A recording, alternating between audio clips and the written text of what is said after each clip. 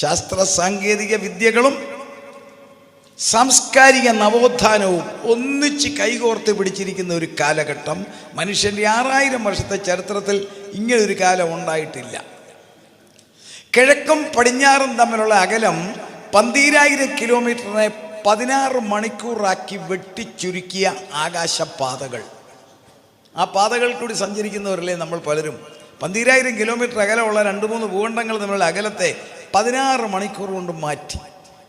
ഭൂമിയുടെ അടിയിലത്തെ 2ാമത്തെ സ്ഥാനത്ത് അസ്തനോസ്ഫിയറിൽ 6000 ഡിഗ്രിയിൽ തിളച്ചു മറിയുന്ന ചൂളയ്ക്കകത്തെ ജീവനോടെ തുടിക്കുന്ന ആർക്കി ബാക്ടീരിയയെ മുതൽ 5.5 കോടി കിലോമീറ്റർ അകലെയുള്ള ചൊവ്വായിലെ പാറയിടുക്കിൽ ഒളിച്ചിരിക്കുന്ന ഡൈനോകോക്കസ് അണുക്കളെ വരെ തൊട്ടുരുമി കിന്നാരം പറയുന്ന ശാസ്ത്രം.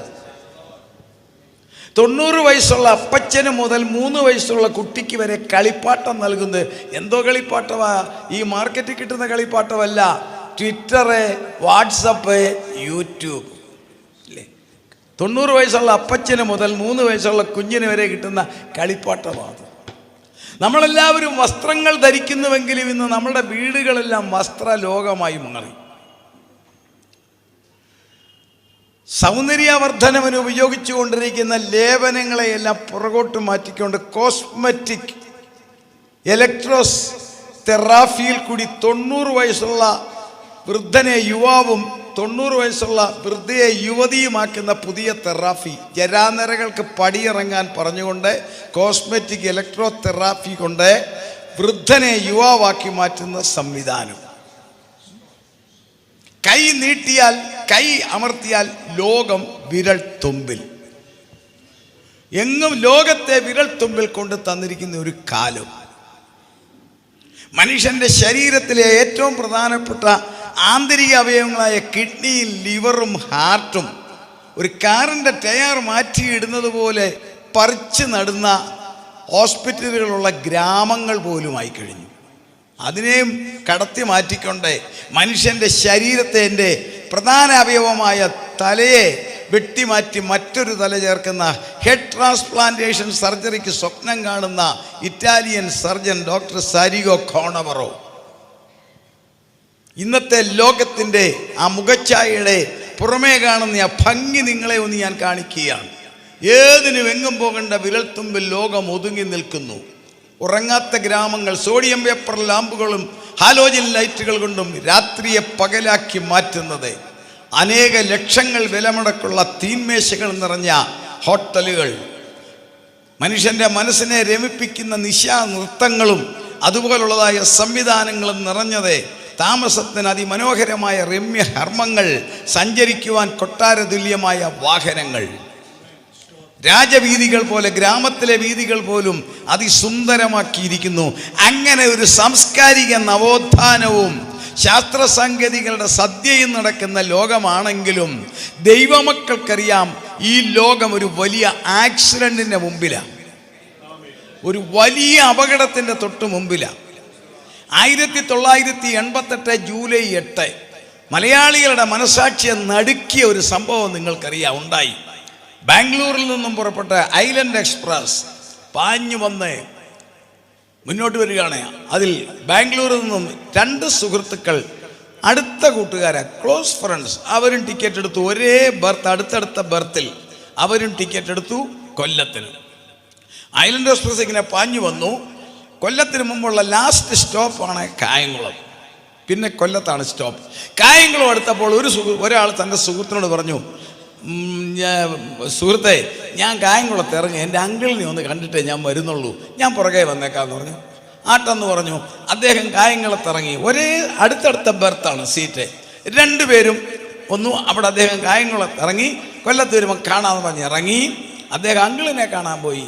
ഏതാണ്ട് 20 മിനിറ്റ് കഴിഞ്ഞപ്പോൾ ലോകത്തെ നടുക്കിയൊരു സംഭവം ഉണ്ടായി. ആ കൊല്ലം റെയിൽവേ സ്റ്റേഷന് വെളിപ്പാടകലെ പെരുമണ്ണിൽ വന്നപ്പോൾ ശാസ്താംകോട്ട കായലിലേക്കുള്ള പാലത്തിൽ ഒരു ബോഗി താന്നുപോയി. 105 പേർ മരിച്ചു. അതിൽ ഒരു വ്യക്തി കാലിലെ ഷൂസ് കൊല്ലത്തിറങ്ങാൻ ഇടാൻ അണിയാൻ ലേസ് കെട്ടുന്ന വിധത്തിലാണ് ശവശരീരം എടുത്തത്. ആ വ്യക്തിയുടെ സുഹൃത്താണ് കായംകുളത്തിറങ്ങിയത്. അദ്ദേഹം കായംകുളത്ത് ലാസ്റ്റ് സ്റ്റോപ്പിൽ ഇറങ്ങിയതുകൊണ്ട് അദ്ദേഹം രക്ഷപ്പെട്ടു. ലോകം ഒരു വലിയ അപകടത്തിൻ്റെ തൊട്ടു മുമ്പിൽ നിൽക്കുകയാണ്. ആ 800 കോടി ജനങ്ങളെയും കൊണ്ട് അതിവേഗം രാത്രിയും പകലുമില്ലാതെ സഞ്ചരിക്കുന്ന ഈ ഭൂമിയിലെ മനുഷ്യവർഗം ഒരു വലിയ അപകടത്തിൻ്റെ തൊട്ടു മുമ്പിൽ വന്നിരിക്കുന്നു. ആ അപകടത്തിന് പല പേരുകളുണ്ട്. ഒരു പേരാണ് കൃപായുഗത്തിൻ്റെ അവസാനം, വേറെ ഒരു പേരാണ് പൈശാചിക ലോകം, വേറെ ഒരു പേരാണ് തകർന്ന് തരിപ്പണമാകാൻ പോകുന്ന ഭൂമി. പൈശാചിക ഭരണമാകുന്ന, ദൈവദാസന്മാരുടെ ഭാഷയിൽ പറഞ്ഞാൽ മഹോപദ്രവമാകുന്ന ഒരു വലിയ അപകടത്തിലേക്ക് വരുന്നു. അതിനു മുമ്പ് ഒരു ലാസ്റ്റ് സ്റ്റോപ്പ് ഉണ്ട്. ആ സ്റ്റോപ്പിന്റെ പേരാണ് റാപ്ചർ, കർത്താവിന്റെ വരവ്, ഉൽപ്രാവണനം. അത് കഴിഞ്ഞാൽ പിന്നെ അവസരമില്ല. നമ്മൾ ആ സ്റ്റോപ്പിന്റെ തൊട്ടടുത്താണ്. കോട്ടയത്ത് നിന്ന് ഞങ്ങൾ വരുമ്പോൾ ഒല്ലൂർ കഴിയുമ്പോൾ തൃശ്ശൂർ ഇറങ്ങാൻ തയ്യാറെടുക്കും. കാരണം നെക്സ്റ്റ് സ്റ്റോപ്പ് മിനിറ്റുകൾക്കകം തൃശ്ശൂർ വരുമെന്ന് പറഞ്ഞതുപോലെ റാപ്ചർ, കർത്താവിന്റെ വരവെന്ന് പറയുന്ന ആ വലിയ സ്റ്റോപ്പിന്റെ തൊട്ടു മുമ്പിലാണ് ഇവിടെ IPCയുടെ സെൻട്രൽ കൺവെൻഷൻ നടക്കുന്നത്. നമ്മൾ പുറകോട്ട് നോക്കുമ്പോൾ കാണാം എന്താണ് ഈ മനുഷ്യൻ. അതിമനോഹരമായ വസ്ത്രം ധരിച്ച് പത്രാസ് കാണിച്ച് നടക്കുന്ന ഈ മനുഷ്യൻ എന്തായ? ഇന്നത്തെ ആധുനിക ശാസ്ത്രത്തിന്റെ സാങ്കേതിക സദ്യകൾ എല്ലാം ബൈബിളിനെ തൊട്ടിമുടുന്നു. സയൻസ് പറയുന്നു മനുഷ്യൻ വെറും പൊടി. ബൈബിൾ പറയുന്നു നിലത്തെ പൊടിയിൽ നിന്നും ദൈവം മനുഷ്യനെ സൃഷ്ടിച്ചു. നിലത്തെ പൊടിയിൽ നിന്നും മനുഷ്യനെ സൃഷ്ടിച്ച് ദൈവത്തിന്റെ ശക്തിയാകുന്ന ശ്വാസം, ഓക്സിജൻ അല്ല, ദൈവത്തിന്റെ ശ്വാസം പകർന്നപ്പോൾ കർത്താവിന്റെ ദാസന്മാർ പറയും മനുഷ്യൻ ജീവനുള്ള ദേഹിയായി. നമ്മുടെ എല്ലാ വീടുകളിൽ സ്റ്റീൽ പാത്രങ്ങളുണ്ട്. ഗ്രഹങ്ങൾ നിർമ്മിക്കുമ്പോഴെല്ലാം സ്റ്റീലിൻ്റെ റെയിലിങ്സ്, സ്റ്റീലിൻ്റെ ഉപകരണങ്ങളില്ലാത്ത ഒറ്റ വീടില്ല. നമ്മുടെ എല്ലാം വീട്ടിൽ സ്റ്റീലുണ്ട്. എന്താണ് ഈ സ്റ്റീല്? വെറും ഇരുമ്പാണ്.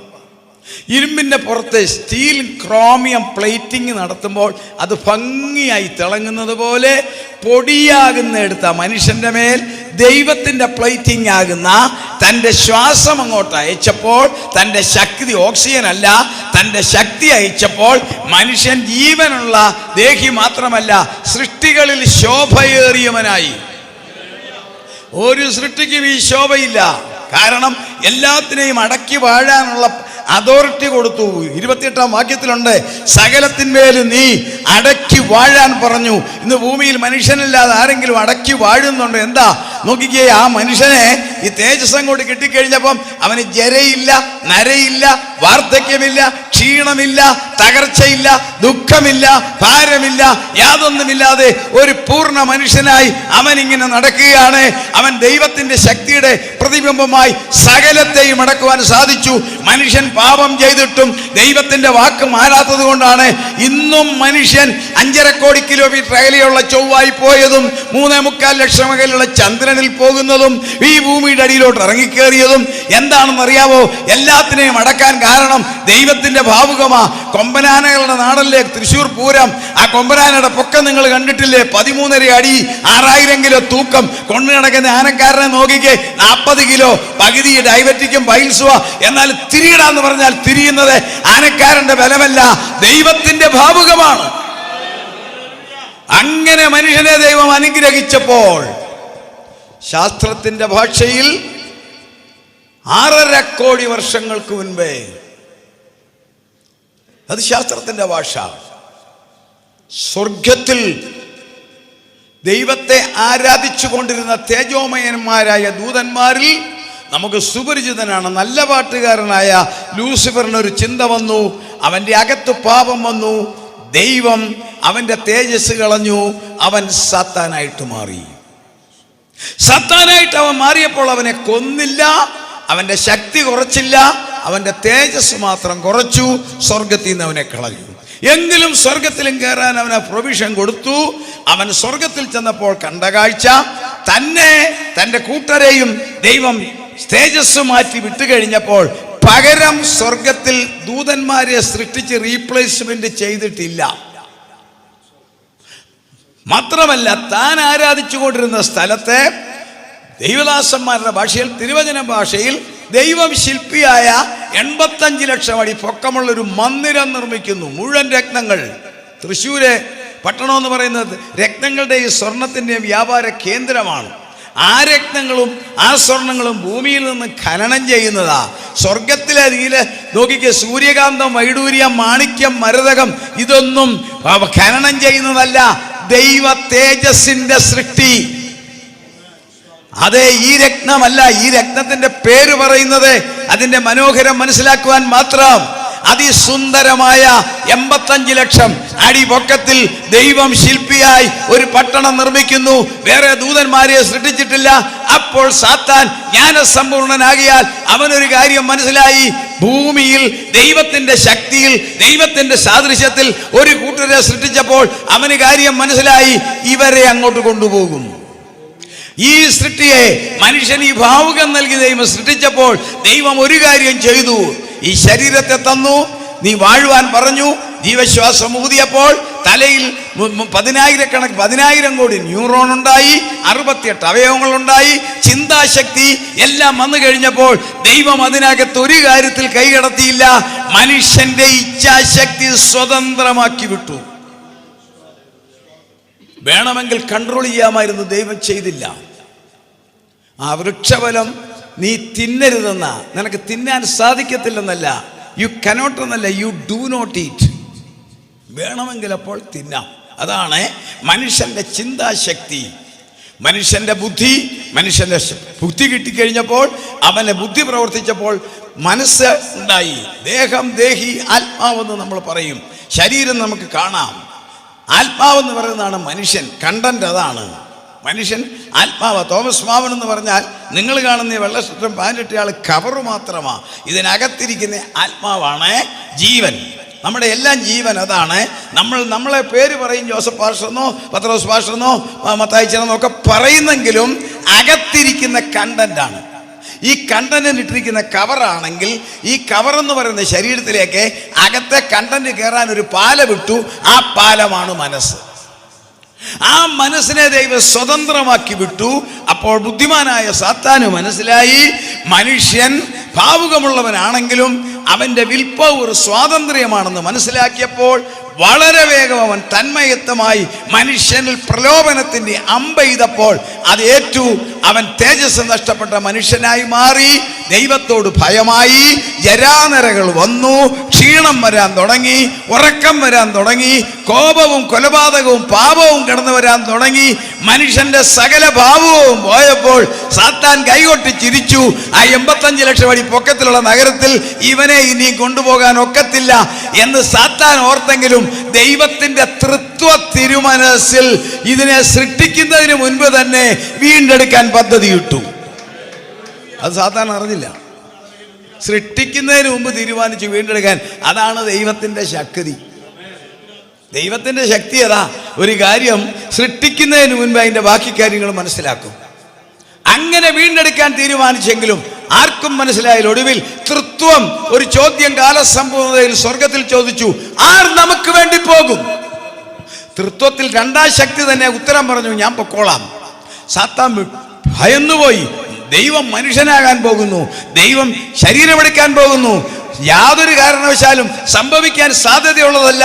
സർവശക്തനായ ദൈവം, ഈ പ്രപഞ്ചത്തെ ഒറ്റ വാക്കിൽ സൃഷ്ടിച്ചവൻ, ഈ സെഞ്ചുറികൾ, ഈ കോടാകോടി മനോഹരമായി കാണുന്ന ഗാലക്സികൾ, ഭൂമി, അൽഫാ സെഞ്ചുറി, നമ്മുടെ galaxy, praise the Lord, alpha Centauri, Andromeda, Whirlpool, Triangulum, single rule, ഇതെല്ലാം സൃഷ്ടിച്ചവനായ 10,000 കോടി നക്ഷത്രങ്ങൾ സൃഷ്ടിച്ചിരിക്കുന്നതായ ഈ ഭൂമി എല്ലാം ഒറ്റ വാക്കിൽ സൃഷ്ടിച്ചവൻ ഇതിനകത്തെ ഒരു മനുഷ്യനെ പോലെ ആകുക എന്ന് പറഞ്ഞാൽ അവന് മനസ്സിലായി ഇതൊരു അതിശയമാ.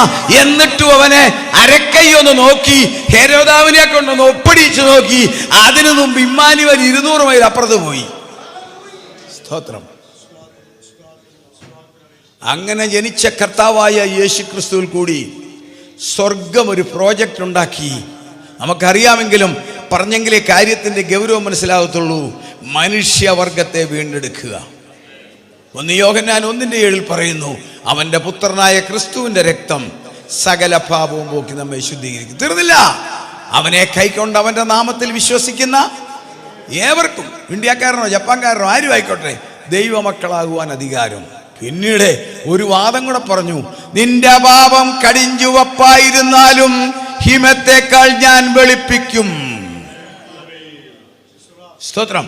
അങ്ങനെ മനുഷ്യവർഗത്തിന് കർത്താവായ യേശുക്രിസ്തുവിൽ കൂടി നഷ്ടപ്പെട്ടതെല്ലാം തിരിച്ചു കിട്ടി, സ്വർഗീയമായ പ്രവേശനം കിട്ടുവാൻ ഉറപ്പായി.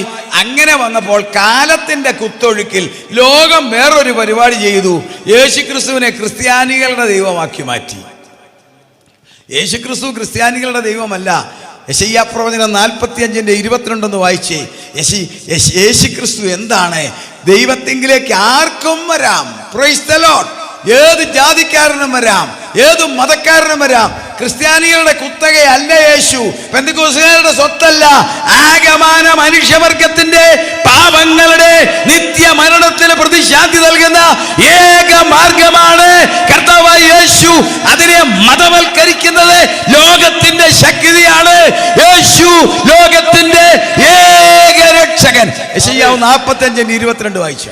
ഞാനല്ലാതെ വേറൊരു ദൈവമില്ല, ഞാനല്ലാതെ നീതിമാനായ ഒരു ദൈവവും രക്ഷിതാവുമില്ല.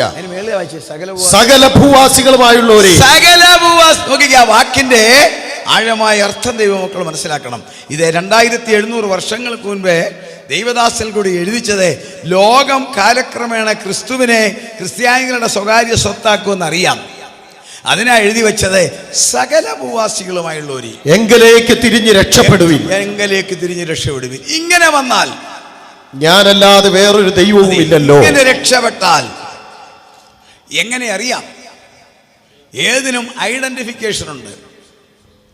പുറമേയുണ്ട്, അകത്തുമുണ്ട്. പുറമേ ഐഡന്റിഫിക്കേഷൻ ഉണ്ട് ഏത് കാര്യങ്ങൾക്കും. നമുക്ക് കാണുമ്പോൾ അറിയാം. ഈ സ്റ്റേജിലോട്ട് നോക്കിക്കേ, എല്ലാം വെള്ള വസ്ത്രമാണ്. എന്താ? അതൊരു ഐഡന്റിഫിക്കേഷനാണ്.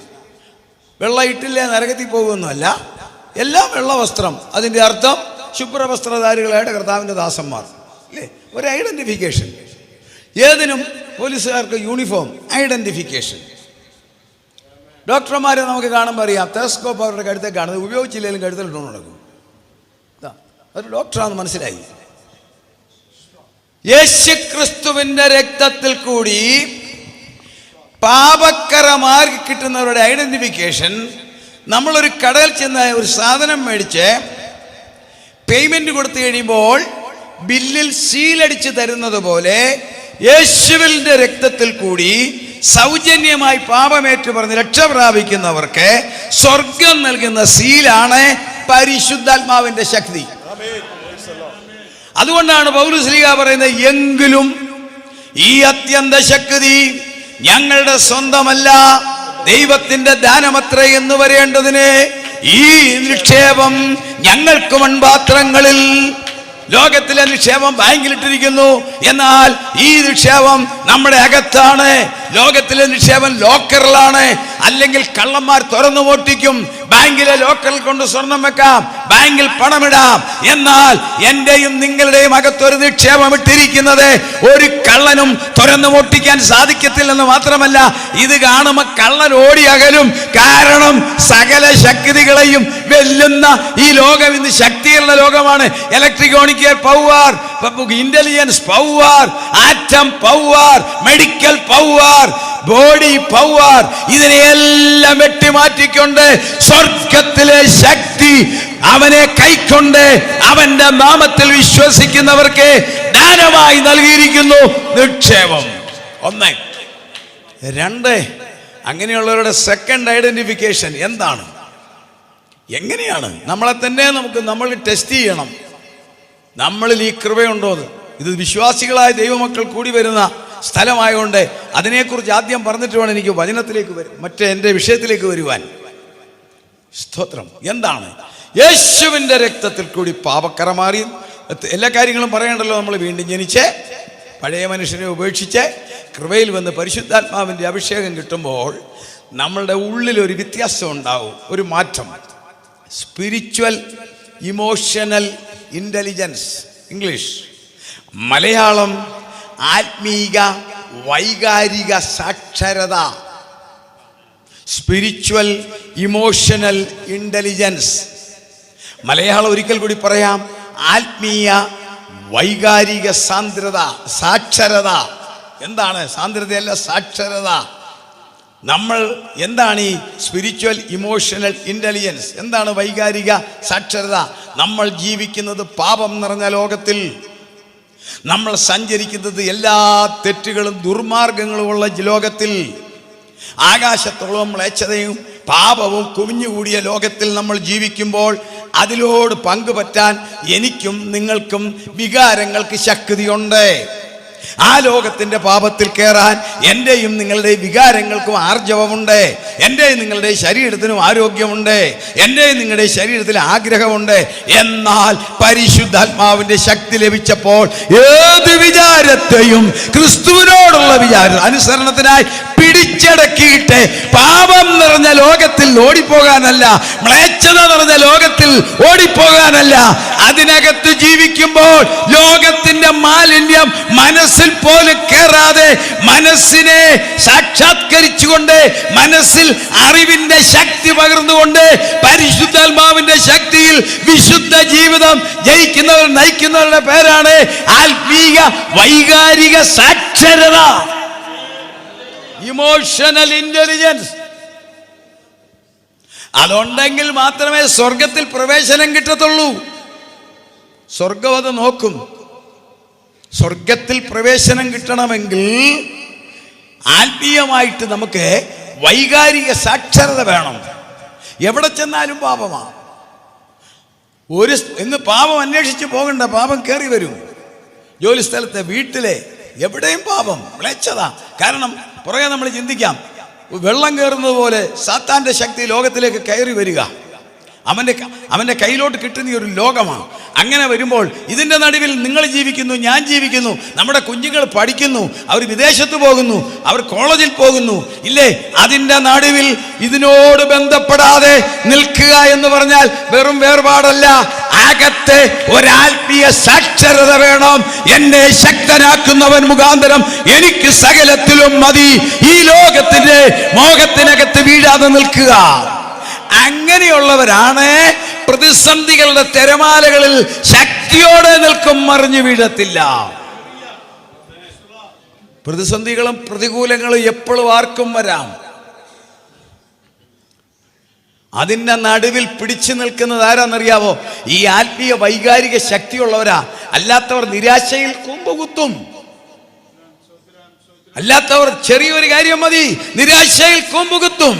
പക്ഷെങ്കിൽ ഈ അഭിഷേകത്തിന്റെ ശക്തിയാൽ ആത്മീയ പക്വത പ്രാപിച്ചവർ, തിരമാലകൾ വരട്ടെ, പ്രശ്നങ്ങൾ വരട്ടെ, നമ്മൾ മനോഹരമായിട്ട് ഇരിക്കുന്നെങ്കിലും നമ്മുടെ ഓരോരുത്തരുടെ മുമ്പിൽ ഒരു ചെറിയ തിരമാല പോലും ഇല്ലാത്ത ഒരു വ്യക്തി ഇതിനകത്ത് കാണത്തില്ല. കാരണം എന്താണെന്നറിയാവോ? ലോകം നമുക്ക് അനുകൂലമല്ല. ലോകം നമുക്ക് അനുകൂലമല്ല. നമ്മുടെ വീട്ടിൽ പ്രശ്നങ്ങൾ കാണും, നിത്യ ദുഃഖം വരുന്ന സംഭവങ്ങൾ കാണും, ഇല്ലേ? പല വിധത്തിലുള്ള രോഗങ്ങൾ, പ്രിയപ്പെട്ടവരുടെ വേർപാട്, പലതരത്തിലുള്ള നഷ്ടങ്ങൾ. അതിന്റെ നടുവിൽ തകരാതിരിക്കുന്നത് ആത്മീയ സാക്ഷരതയുള്ളവർ പറയും, ഇതിനെ അതിജീവിക്കുവാൻ സ്വർഗം എനിക്ക് ശക്തി തന്നിട്ടുണ്ട്. ആ ശക്തി കിട്ടിയത് കൊണ്ടാണ് തിളങ്ങുന്ന റോമൻ വാളിന്റെ അടിയിൽ നിന്നുകൊണ്ട് ഒരു ദൈവദാസൻ വിളിച്ചു പറയുക, പിമ്പിലുള്ളതിനെ മറന്ന് മുൻപിലുള്ള പരമവിളിയുടെ ലാക്കിലേക്ക് ഞാൻ ഓടുന്നു എന്ന് തിളങ്ങുന്ന വാളിന്റെ കീഴിൽ നിന്നുകൊണ്ട് അദ്ദേഹം വിളിച്ചു പറഞ്ഞത് ഈ ശക്തി കൊണ്ടാണ് മനുഷ്യാസ്ഥികൾക്ക് വേണ്ടി കടിപിടി കൂടുന്ന, ദുർഗന്ധം വമിക്കുന്ന പാറക്കെട്ടി കിടന്നുകൊണ്ട് മനുഷ്യാസ്ഥികൾക്ക് വേണ്ടി നായ്ക്കൾ കടിപിടി കൂടുക. അവിടെ ദുർഗന്ധവാ ശരീരങ്ങളുടെ. അതിന്റെ നടുവിൽ നിന്നുകൊണ്ട് ഒരു ദൈവദാസൻ വിളിച്ചു പറയുക, കർത്തൃ ദിവസത്തിൽ ഞാൻ ആത്മവിവശനായി. എവിടുന്ന് കിട്ടി ഈ ബലം? എവിടുന്ന് കിട്ടി ഈ ബലം? അതാണ് ദൈവദാസൻ പറഞ്ഞു കഴിഞ്ഞു, ബലം. ആ ബലം കൊണ്ട് ആ സ്വന്തം പ്രിയപ്പെട്ടവനെ ടയാറിട്ട് കത്തിച്ചു കഴിഞ്ഞപ്പോൾ അത് നോക്കി മിസസ് ഗ്രഹാം ചെയിൻസ് പറഞ്ഞു, ഞാൻ ക്ഷമിച്ചിരിക്കുന്നു. എവിടുന്ന് കിട്ടി ഈ ബലം? Price the Lord. ദൈവമക്കളെ നോക്കിക്കേ, ഒന്ന് കർത്താവിനെ രക്ഷകനായി സ്വീകരിച്ച് കഴിയുമ്പോൾ വീണ്ടും ജനിക്കുമ്പോൾ അഭിഷേകം കിട്ടുന്നു. ആ അഭിഷേകത്തിന്റെ ശക്തി ഉണ്ടെന്നറിയുന്നത് നമ്മൾ അന്യഭാഷയിൽ ആരാധിക്കുന്നു. അതൊക്കെ വളരെ നല്ലത്. ഞാൻ നിങ്ങളെക്കാൾ അധികം അന്യഭാഷയിൽ ആരാധിക്കുന്നയാളാ. അന്യഭാഷയിൽ ആരാധിക്കുന്നു, സ്തുതിക്കുന്നു. പക്ഷെങ്കിൽ ഏറ്റവും ആവശ്യം നമ്മുടെ അകത്തെ ആത്മീയ സാക്ഷരത വേണം. മോഹങ്ങൾ നമ്മുടെ തൊട്ട് മുമ്പിൽ നിൽപ്പുണ്ടേ ആരെയും വീഴിക്കും അറിയാവോ? നല്ല അടിപൊളി ദൈവത്തിന്റെ മനസ്സുള്ള ദാവീദിനെ വീഴിക്കാമെങ്കിലാണോ തോമസ് വാമനെ വീഴിക്കാൻ പാട്? Price the Lord. അപ്പൊ ആരെയും വീഴിക്കും. അതിനെ അതിജീവിക്കുവാൻ അത്യന്ത ശക്തി എന്റെ മേലുണ്ടെങ്കിൽ ആ ശക്തി ഞാൻ പ്രയോഗിച്ചുകൊണ്ട് എന്നെ ഞാൻ സീറോയാക്കി എന്റെ കർത്താവിനെ വലുതാക്കുമ്പോൾ എന്റെ ഉള്ളിൽ സത്താൻ വരത്തില്ല.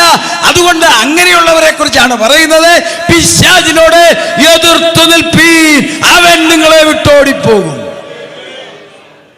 അവരാണ് ഈ പ്രതിസന്ധികളെ നേരിടുന്നത്, ധൈര്യത്തോടെ നേരിടും. ദൈവമക്കൾക്ക് പ്രതിസന്ധി ഇനി ഓരോ ദിവസം ചെല്ലുന്നവർ കൂടാൻ പോവുകയാണ്. ഒരു അനുകൂല ലോകം ആരും പ്രതീക്ഷിക്കണ്ട. അപ്പോൾ നമ്മൾ ഈ ശക്തി പ്രാപിച്ചിരിക്കണം. മൂന്നാമത്തെ കാര്യം, ഇങ്ങനെയുള്ളവരായിരിക്കും യഥാർത്ഥത്തിൽ ദൈവത്തെ ആത്മാവിലും സത്യത്തിലും ആരാധിക്കുന്നത്. ആരാധന അങ്ങനെയുള്ളവർക്ക് മാത്രമേ സാധിക്കത്തുള്ളൂ. വൈകാരിക ശക്തി കൊണ്ട് ആരാധിക്കാം. ആരാധനയല്ല. ആരാധന എന്താണ്? ഈ ആരാധന എന്ന് സാത്താനെ ഏറ്റവും പണക്കം ആരാധനയാണ്. അവനത് കേട്ടാൽ പൊള്ളും. കാരണം 6.5 കോടി വർഷം മുമ്പ് അവൻ ആരാധിച്ചുകൊണ്ടിരുന്നവനാ. അവനെ ഇന്ന് അവൻ ആരാധിക്കാൻ വ്യവസ്ഥയില്ല. തമ്പുരാൻ ബാൻ ചെയ്തിരിക്കുക. അല്ലേ അവൻ അരക്കൈ നോക്കിയനെ.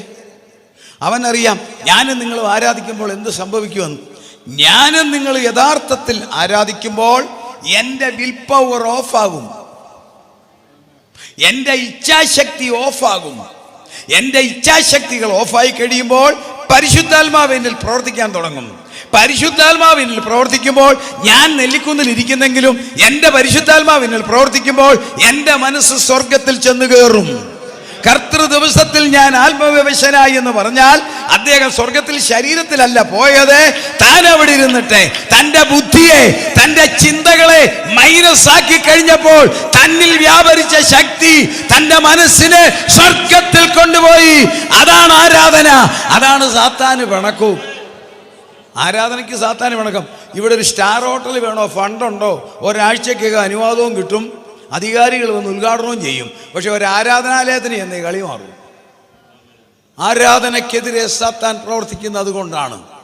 ദൈവമക്കളെ നോക്കിക്കേ, തേജസ് നഷ്ടപ്പെട്ട മനുഷ്യനെ കർത്താവ് തേജസ് നൽകിക്കഴിഞ്ഞപ്പോൾ, അവൻ്റെ രക്തത്തിൽ കൂടി കഴിഞ്ഞപ്പോൾ നമുക്ക് കിട്ടിയ ബെനിഫിറ്റിനെ കുറിച്ചാണ് ഞാൻ പറഞ്ഞത്.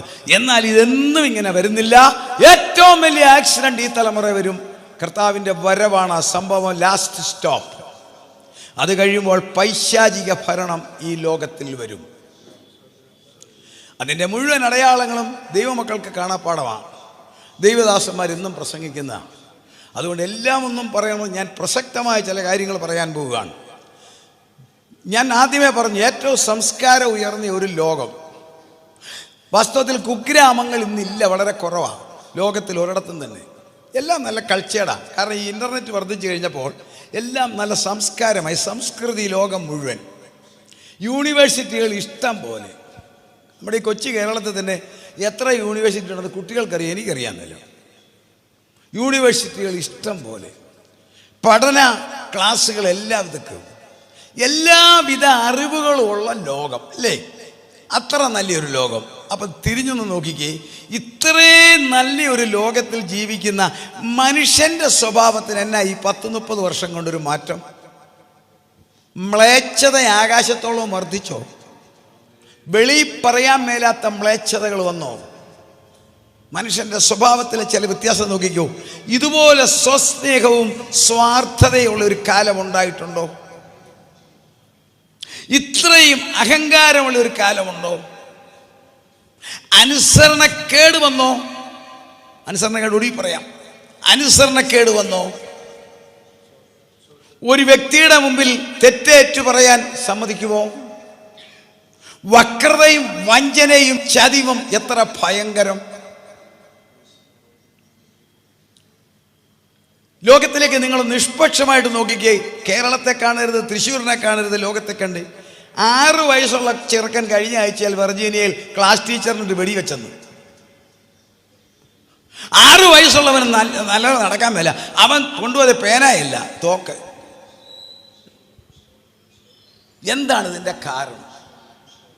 ഇത്രയും മയക്കുമരുന്നുകളുടെ ബിസിനസ് ലോകത്തിൽ ഇതിനു മുൻപുണ്ടോ? മദ്യപാനം വെറും ലാഘവത്തിൽ വെള്ളം കുടിക്കുന്നത് പോലായില്ലേ? സകലവിധ ദുർനടപ്പുകളും ഒരുപോലെ വന്നില്ലേ? ഇനി അതിൻ്റെ കൂടെ ഒരു കാര്യം കൂടെ ഞാൻ പറയാം. സഭയെന്ന് പറയുന്നത് ക്രിസ്തുവിൻ്റെ ശരീരമാണ്. ആ ശരീരത്തെ തമ്പുരാൻ ഒരു കമ്പ്യൂട്ടർ സ്പെഷ്യലിസ്റ്റ് കമ്പ്യൂട്ടർ നോക്കിക്കൊണ്ടിരിക്കുന്ന പോലെ നോക്കിക്കൊണ്ടിരിക്കുക. അല്ലെങ്കിൽ ഐസിയുവിൽ കിടക്കുന്ന ഒരു പേഷ്യൻറ്റിനെ ആ ഹോസ്പിറ്റൽ സ്റ്റാഫ് നേഴ്സ് കമ്പ്യൂട്ടറിൽ ഇങ്ങനെ നോക്കുന്നില്ല, എൻ്റെ കാർഡിയാക് മൂവ്മെന്റ് നോക്കി എന്തെങ്കിലും പ്രശ്നമുണ്ടെങ്കിൽ പരിഹരിക്കുന്നത് പോലെ ക്രിസ്തുവിൻ്റെ ശരീരമാകുന്ന സഭയെ കർത്താവ് ഇങ്ങനെ നോക്കിക്കൊണ്ടിരിക്കുക. എന്താ? ക്രൈസ്തവ ഗോളത്തിന്, ദൈവമക്കൾക്ക്, ക്രൈസ്ത്യാനികൾക്ക് ജീവിതത്തിന് വ്യക്തമായ ചില പ്രമാണങ്ങൾ തന്നിട്ടുണ്ട്. വ്യക്തമായി ഇല്ലേ? ചിലത് പറയാം. ഒന്ന്, വിവാഹം. ആരാരെ വിവാഹം കഴിക്കണം? ഇല്ലേ? ഇന്നത്തെ സ്ഥിതി ആർക്കും ആരെയും വിവാഹം കഴിക്കാം. I hate divorce. ഡിവോഴ്സ്, ഉപേക്ഷണം ഞാൻ വെറുക്കുന്നു. മാലാഖി 2:16. കർത്താവ് പറഞ്ഞു, ദൈവം കൂട്ടിച്ചേർത്തതിലെ മനുഷ്യർ. എല്ലാ കല്യാണങ്ങളിലും ജോസഫ് ജോർജ് മാസ്റ്റർ പറയുന്നു, എൻ്റെ വിശ്വാസം ഇല്ലേ? ഇന്ന് കേരളത്തിലെ കുടുംബ കോടതികളിൽ ചെന്നാൽ തലതാഴ്ത്തി പിടിച്ചുകൊണ്ട് ഞാൻ പറയാം, ഞാൻ പോയി ചെക്ക് ചെയ്തു. 1-2 കുടുംബ കോളേജുകൾ ചുമ്മാ കാണാൻ പോയതാ. അവിടുത്തെ ക്യൂവിൽ 90% ക്രിസ്ത്യാനികൾ. നോക്കിക്കേ, ക്രിസ്ത്യാനികളുടെ പ്രമാണമാണ് ആരാരെ വിവാഹം കഴിക്കണം. ആർക്കും ആരെയും വിവാഹം കഴിക്കാമെന്ന് നിയമം കൊണ്ട് അനുവദിക്കുന്ന 24ാമത്തെ രാജ്യമാണ് ഇന്ത്യ. വിവാഹമോചനം അനുവദിക്കുന്നു ലോകരാജ്യങ്ങൾ. തീർന്നില്ല. ഗർഭധാരണം, പ്രസവം ഒരു സ്ത്രീയുടെ അനുഗ്രഹമാണ്. അവൾക്ക് കിട്ടുന്ന മാതൃത്വം അതുകൊണ്ടാണ്. എന്താ? ഗർഭധാരണം, പ്രസവം. ഇന്ന് നിങ്ങൾ നോക്കിയേ, 2 വിധത്തിൽ. ഒന്ന്, അനേക കുഞ്ഞു ആളുകൾ വിവാഹം കഴിച്ച് സന്തോഷിച്ച് ജീവിക്കുന്നു. അവർക്ക് മക്കൾ വേണ്ട. മക്കളുണ്ടാകാതിരിക്കാനുള്ള കൃത്രിമ സംവിധാനവുമായി നടക്കുന്നു. 1. 2, അതിഭയങ്കരമായ ആത്മീയ ഗോളത്തിൽ ചിന്തിക്കാൻ പോലും മേലാത്ത, സാധിക്കാത്തൊരു സംവിധാനം. നമ്മളൊക്കെ ചിക്കൻ കഴിക്കുന്നവരല്ലേ? 1000-2000 ബ്രോയിലർ ചിക്കൻ ഇൻക്യുബേറ്ററിൽ വെച്ച് വിരിക്കുന്ന പോലെ. കോഴി മുട്ടയിടുന്നൊന്നുമല്ല, അറിയാം, നമുക്കറിയാം. അടയിരുന്ന് വളരുന്നതല്ല, ഇൻക്യുബേറ്ററില്ല. പുരുഷന്റെയും സ്ത്രീയുടെയും ബീജമെടുത്ത് കമ്പ്യൂട്ടറിനകത്താക്കി, നീ ഗർഭവും ധരിക്കേണ്ട, പ്രസവവേദനയും പിടിക്കേണ്ട, കൈക്കും കാലിനും നീരും വരണ്ട, ഛർദ്ദിക്കുകയും വേണ്ട, കമ്പ്യൂട്ടറിനകത്താക്കി പുരുഷന്റെ ഭാര്യയുടെയും ഭർത്താവിൻ്റെ ഓരോ ബീജം കമ്പ്യൂട്ടറിനകത്താക്കി ആർട്ടിഫിഷ്യൽ വളരുമ്പോൾ സ്വന്തം മൊബൈലിൽ കുഞ്ഞിൻ്റെ വളർച്ചയും കാണാം. പ്രസവിക്കേണ്ട, ഒരു പ്രയാസവുമില്ല. അങ്ങനെ ജനിപ്പിക്കാമെന്ന് പറയുന്ന ബയോണിക് ടെക്നോളജി, ഗർഭം ധരിക്കാതെ കുഞ്ഞുങ്ങളെ പ്രസവിപ്പിക്കുന്ന ടെക്നോളജി സയൻസ് ഒരുക്കുമ്പോൾ മാതൃത്വം നഷ്ടപ്പെടുന്നു. സ്വർഗം തന്നിരിക്കുന്നതാണ് മാതൃത്വം. അവൾ ജീവനുള്ളവൾക്കെല്ലാം അമ്മ എന്നാണ് ആദ്യത്തെ അമ്മച്ചിയെ കുറിച്ച് പറഞ്ഞതെങ്കിൽ അതിനും മാറ്റം വന്നു. നോക്കിക്കേ, സ്വർഗത്തിലെ കമ്പ്യൂട്ടർ നോക്കിക്കൊണ്ടിരിക്കുക. ആർക്കും ആരെയും വിവാഹം കഴിക്കാം. തീർന്നില്ല. ഒരു പ്രായപൂർത്തിയായ ഒരു പുരുഷനും ഒരു പ്രായപൂർത്തിയായ ഒരു സ്ത്രീയും, ആങ്ങളെയും പെങ്ങളും അല്ലെങ്കിൽ അവർ ഒന്നിച്ച് താമസിക്കുന്നത് വേദപുസ്തകത്തിൽ പാപം. തിരുവചനം പറയുന്നത് പാപമാ. പക്ഷെ ഇന്ന് ലോകം, എല്ലാ രാജ്യങ്ങളും പറയുന്നു ഒരു പാപവുമില്ല, അവർക്ക് ഒന്നിച്ച് താമസിക്കാം, അവർക്കൊരു സ്റ്റാറ്റസും കൊടുത്തു കഴിഞ്ഞു. Live together. എവിടെ നിൽക്കുന്നു? അപ്പോൾ വചനപ്രകാരമുള്ള ക്രൈസ്തവ സഭയ്ക്ക് മുൻപോട്ട് പോകാൻ പ്രയാസമെന്ന് കാണുമ്പോൾ പിന്നെ മുങ്ങി കഴുത്ത് വരെ മുങ്ങിക്കഴിഞ്ഞാൽ പാദം തറയിൽ ഉറക്കാത്തപ്പോൾ നാം ഉയരുന്നത് പോലെ ക്രൈസ്തവ സഭയ്ക്കെതിരായി ലോകത്തിലെ നിയമങ്ങൾ കൊടിക്കുന്നി വരുമ്പോൾ ഒരു ശബ്ദം ആകാശത്തിൽ കേൾക്കാം, ദൈവത്തിന്റെ കാഹളം, ജീവിക്കുന്നവർ രൂപാന്തരപ്പെടും. അതോടൊപ്പം മനുഷ്യന്റെ സ്വഭാവം എന്തുകൊണ്ട് ഇങ്ങനെ മാറി? നമ്മുടെ ഈ ഓഡിറ്റോറിയം, നമ്മുടെ സഭ വക ഓഡിറ്റോറിയമാണ്. പക്ഷേ ഈ ലൈറ്റുകളൊന്നും ഇന്നലെ ഇല്ല. ഇന്നാണല്ലോ ലൈറ്റ് എല്ലാം കൊണ്ടുവന്ന് ഇത് അലങ്കരിച്ചു. എന്തിനാ? Central convention. ഇതുപോലെ സാത്താൻ ഭരിക്കുന്ന ലോകത്തിനെ അവൻ അലങ്കരിക്കുക. എങ്ങനെ? അവൻ്റെ സ്വഭാവം. അനുസരണക്കേട് ഇന്ന് ലോകത്തിലില്ലേ? എവിടെയെങ്കിലും അനുസരണം ഉണ്ടോ? വീട്ടിലുണ്ടോ? ജോലി സ്ഥലത്തുണ്ടോ? വേണ്ട, മുന്നോട്ട് കയറിയിരിക്കാൻ പറഞ്ഞാൽ ഇരിക്കുവോ? ഇല്ല. ശരിയാണോ? എന്താ ഈ അനുസരണക്കേട് എങ്ങനെ കിട്ടുന്നതാ? ഞാൻ സാരസ്യമായിട്ട് പറയാം, എനിക്ക് 85 വയസ്സുണ്ട്. അതുകൊണ്ട് ലോകത്തിൽ ഒത്തിരി കാര്യങ്ങൾ പഠിച്ചിട്ട് അനുഭവത്തിലാണ് പറയുന്നത്.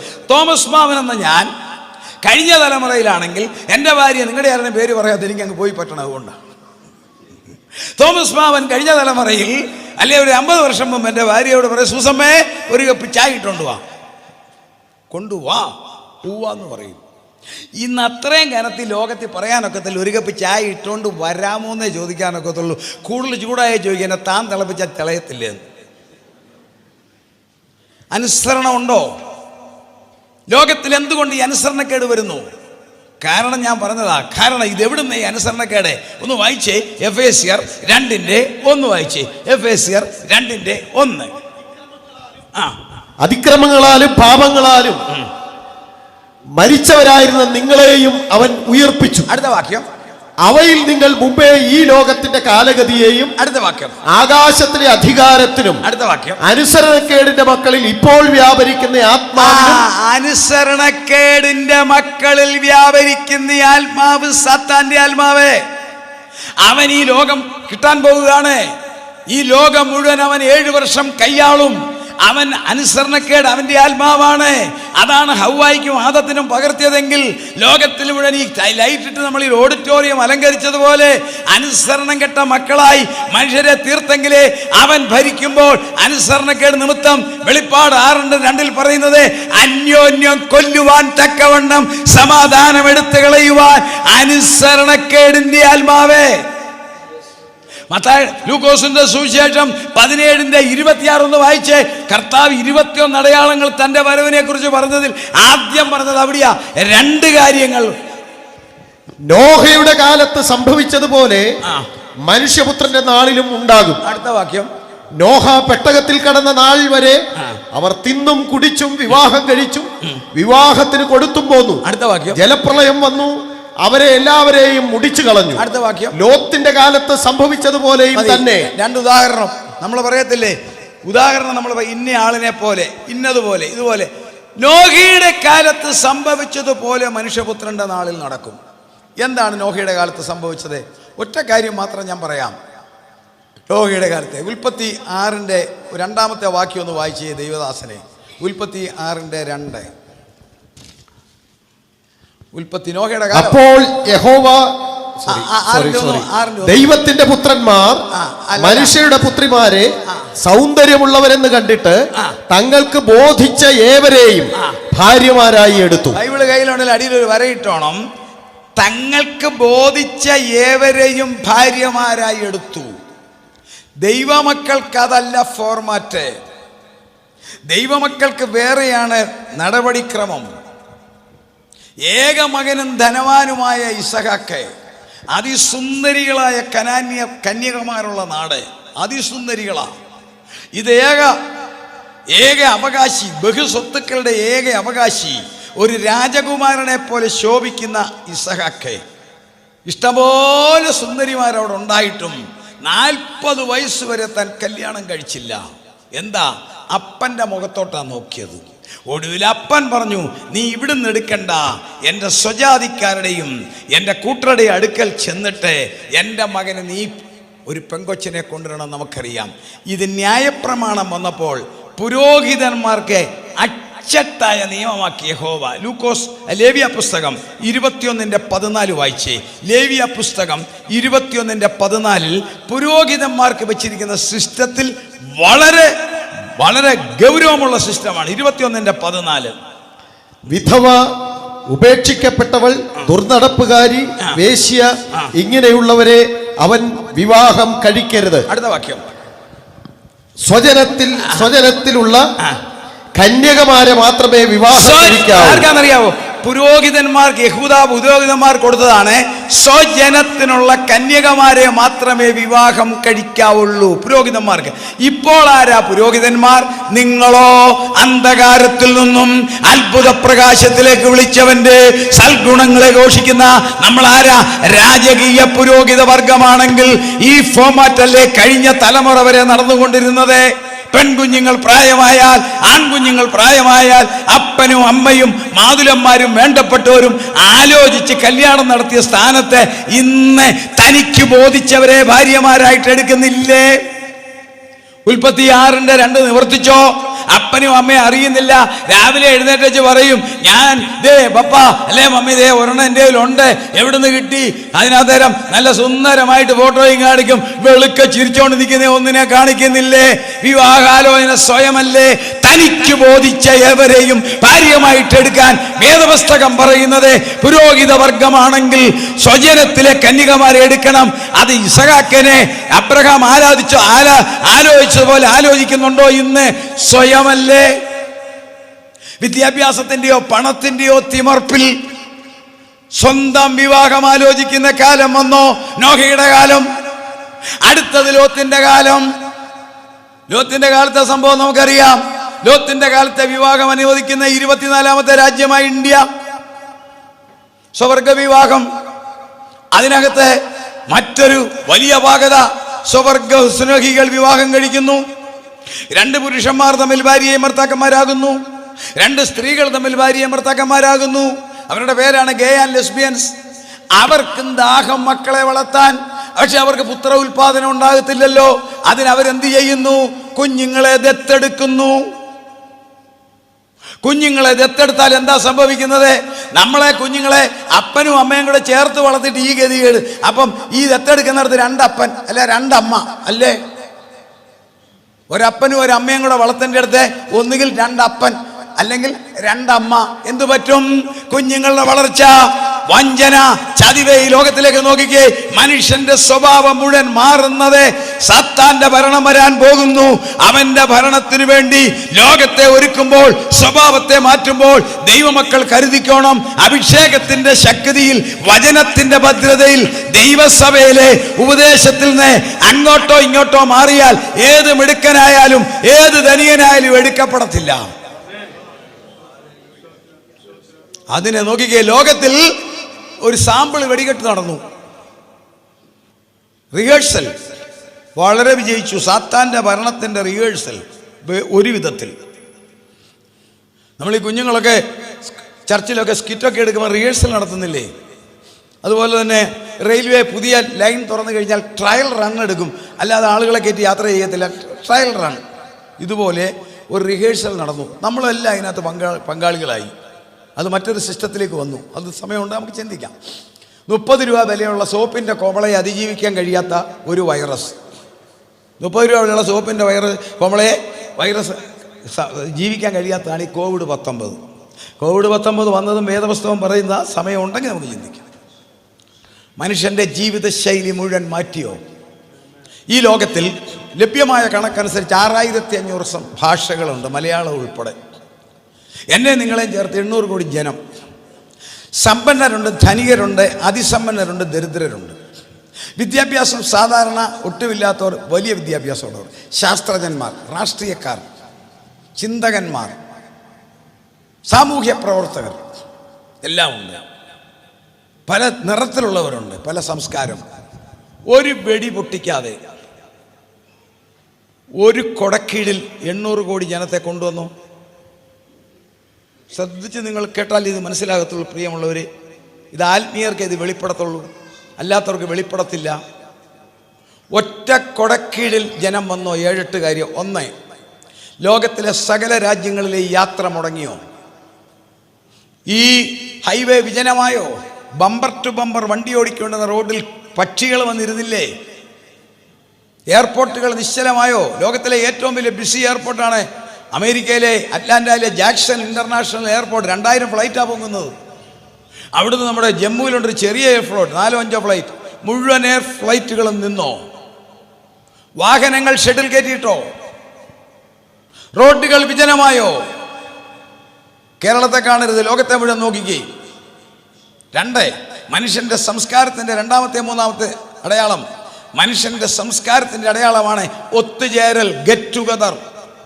നല്ല ദിവസങ്ങൾ വരുമ്പോൾ സഹോദരങ്ങളോ സഹോദരിമാരോ കുടുംബക്കാരോ ഒത്തുചേർന്ന് ഭക്ഷണം കഴിച്ച് രസം പറഞ്ഞ് തമാശ പറഞ്ഞ് അല്ലെങ്കിൽ പ്രാർത്ഥിച്ച് വരുന്നൊരു ഗെറ്റ് ടുഗദർ ഇല്ലായിരുന്നോ? അത് നിന്നോ? സകല മതങ്ങളുടെയും ആഘോഷങ്ങൾ, പെരുന്നാളുകൾ, ഉത്സവങ്ങൾ, ആഘോഷങ്ങൾ നിന്നോ? നിങ്ങൾ ശ്രദ്ധിച്ചോ? ആഘോഷങ്ങൾ നിന്നോ? ഒത്തുചേരൽ നിന്നോ? തീർന്നില്ല. ഏതെങ്കിലും വീട്ടിൽ അതിഥിയായി പോകാൻ നമുക്ക് ഇഷ്ടപ്പെട്ടോ? നമ്മുടെ വീട്ടിൽ ആരെങ്കിലും വരുന്നെന്ന് പറഞ്ഞാൽ നമുക്ക് ദേഷ്യം വന്നില്ലേ? ചിന്തിച്ചേ. ആരെങ്കിലും വരുന്നെന്ന് പറഞ്ഞോ? വന്നാൽ അവളെ പറയും ഇപ്പം വരാൻ കണ്ട നേരം അല്ലേ? അതിഥികളെ കേൾക്കാൻ ഇഷ്ടപ്പെട്ടോ? സാവകാശത്തെ ചിന്തിക്കണം.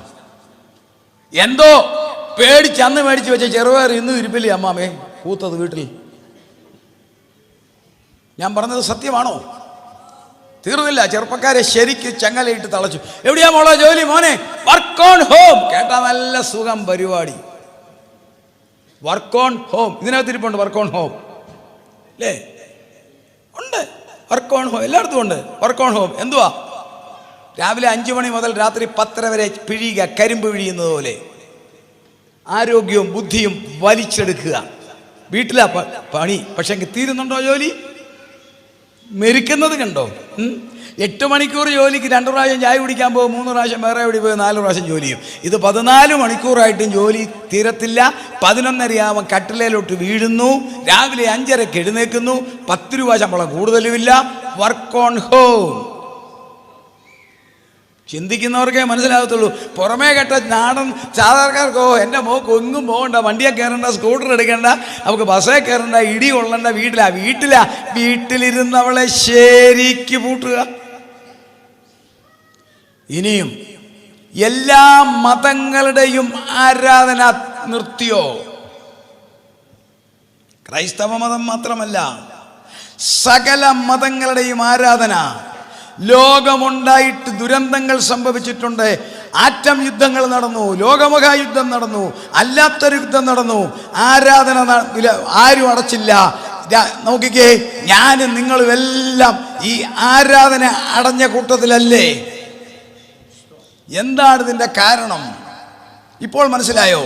ഒരുവൻ ഭരിച്ചാൽ അവന്റെ കീഴിൽ പഞ്ചപുച്ഛമടക്കി ഈ ലോകത്തെ നിർത്താൻ സാധിക്കുമെന്ന് തെളിയിച്ചോ? വെളിപ്പാട് 13:7 സംഭവിക്കുന്നതിന്റെ മുന്നോടിയായിട്ടാണ് ഈ പരിപാടി വന്നത്. അത് കൊറോണയുടെ പേരിലാണെന്നേ ഉള്ളൂ. വായിക്കാം, വെളിപ്പാട് 13:7.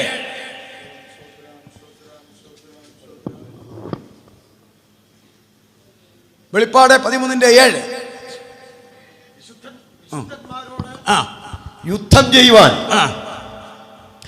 ചെയ്ത് അവരെ ജയിപ്പാനും അതിന് അധികാരം ലഭിച്ചു. അടുത്ത വാക്യം നിങ്ങൾ ശ്രദ്ധിച്ചോണം. സകല ഗോത്രത്തിന്മേലും. സകല ഗോത്ര, ഞാൻ 6500 ഭാഷ 800 കോടി ജനമെന്ന് പറഞ്ഞതിന്റെ പൊരുളാണ് ഈ പറയുന്നത്.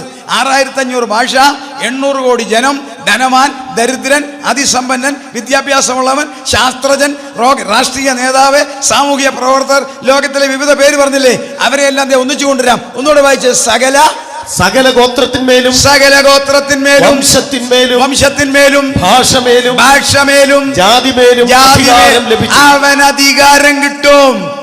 അതിനു മുമ്പേ, ഈ ആക്സിഡന്റിന് മുമ്പേ ഒരു ലാസ്റ്റ് സ്റ്റോപ്പ് ഉണ്ട്. ആ സ്റ്റോപ്പാണ് കർത്താവിന്റെ വരവ്. അത് ഈ തലമുറയിൽ നടക്കും. എന്റെ പ്രഭാഷണം കേൾക്കുന്നവർ ആ സ്റ്റോപ്പിൽ സ്വർഗത്തിലേക്ക് പോകാൻ തയ്യാറായിക്കൊള്ളുക. അത് കഴിഞ്ഞു വരുന്നവൻ ഒരുവൻ, നമ്മുടെ ഭാഷയെ പറഞ്ഞാൽ പിശാച്, എതിർ ക്രിസ്തു ലോകത്തെ മുഴുവൻ നിയന്ത്രിക്കും. എങ്കിൽ ഈ കൊറോണയുടെ മറവിൽ ഞാൻ പറഞ്ഞ 7 കാര്യങ്ങൾ മനുഷ്യനെ ഒറ്റ കൊടക്കീഴിൽ നിർത്തി അവനെ ഡിസിപ്ലിൻ പഠിപ്പിച്ചോ? ദുഃഖം അടക്കാൻ പഠിച്ചോ? ഒത്തിരി കാര്യങ്ങളുണ്ട് ദൈവമക്കളെ. മനുഷ്യനെ ട്രെയിനിങ്ങാ. ഭാര്യ മരിച്ചു, കോവിഡ് വന്ന്, ഭർത്താവിന് ബോഡി കാണാൻ ഒത്തില്ല, സഹിച്ചു. ഭർത്താവ് മരിച്ചു, ഭാര്യ ദുബൈയിൽ, ബോഡി കാണാൻ ഒത്തില്ല. കോട്ടയത്തൊരു ജോണിക്കുട്ടി സഹോദരൻ മരിച്ചു, ഭാര്യ അവിടെ ഉണ്ട്, ബോഡി കാണിച്ചില്ല, നീല പ്ലാസ്റ്റിക്കിൽ കരിച്ചു കളഞ്ഞു. അപ്പം മരിച്ചു, മക്കളടുത്തുണ്ട്, ബോഡി കാണാനൊത്തില്ല.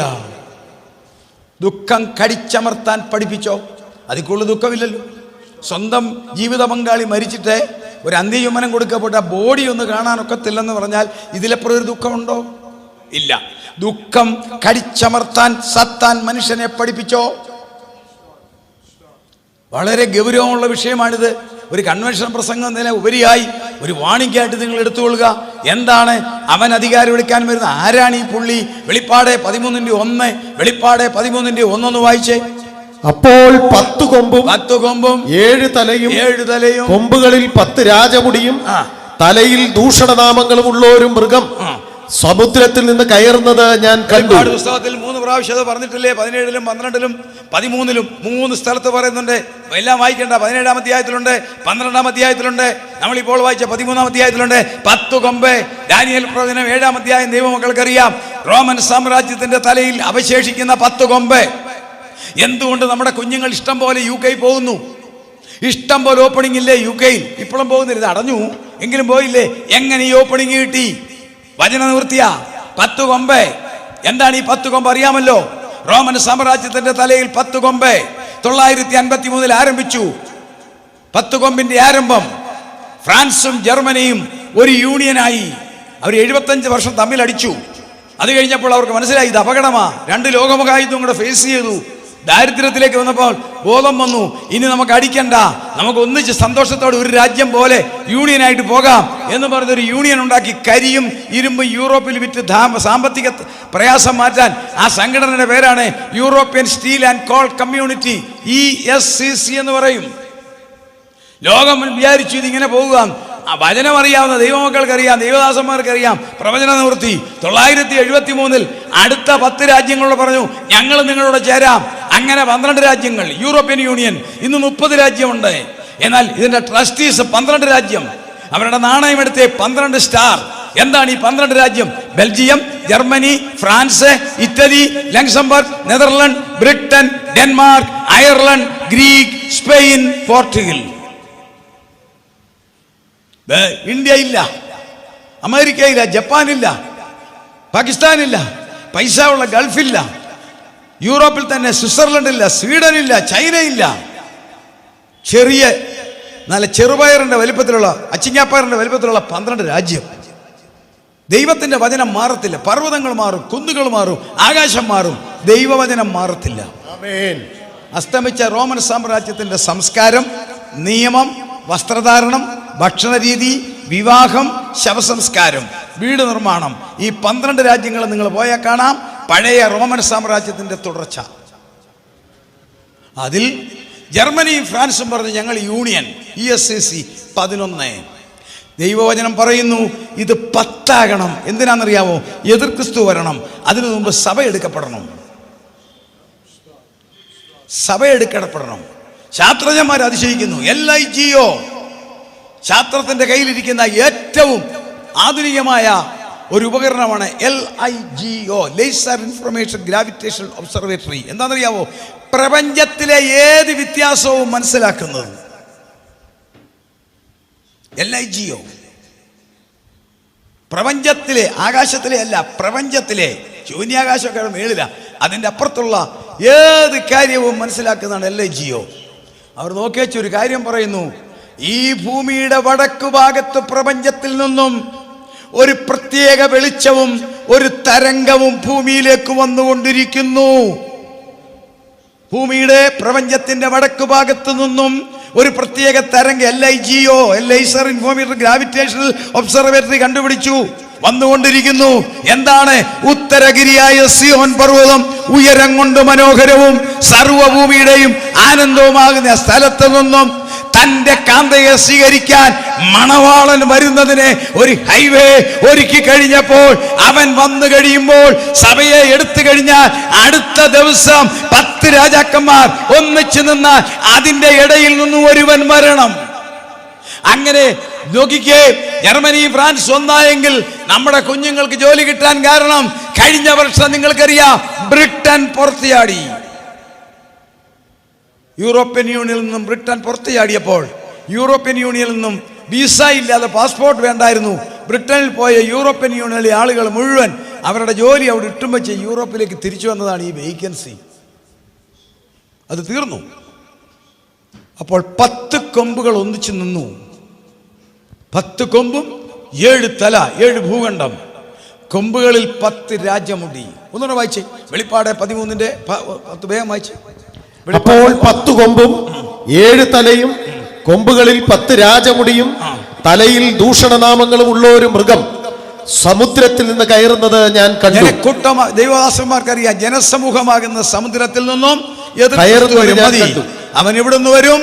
ബൈബിൾ നമ്മളെ പഠിപ്പിക്കുന്നു, യൂറോപ്യൻ യൂണിയനിൽ നിന്നല്ല, അതിന്റെ ഇടയിൽ നിന്നും വരും. അല്പം കൂടെ താത്ത് പറഞ്ഞാൽ ഒരു യഹൂദനായിരിക്കണം. വായിക്കാം, ഉൽപ്പത്തി 49:10 വായിരെ. 49:10 പ്രവചന ഭാഷയിൽ ഇടയന്മാരായ മക്കളെ കുറിച്ച് യാക്കോബിന്റെ ആദ്യത്തെ പ്രവചനമാണ്. 10 അവകാശമുള്ളവൻ വരുവോളം ചെങ്കോൽ യഹൂദയിൽ നിന്നും രാജനട്ട് അവന്റെ കാലുകളുടെ ഇടയിൽ നിന്നും നീങ്ങിപ്പോകുകയില്ല.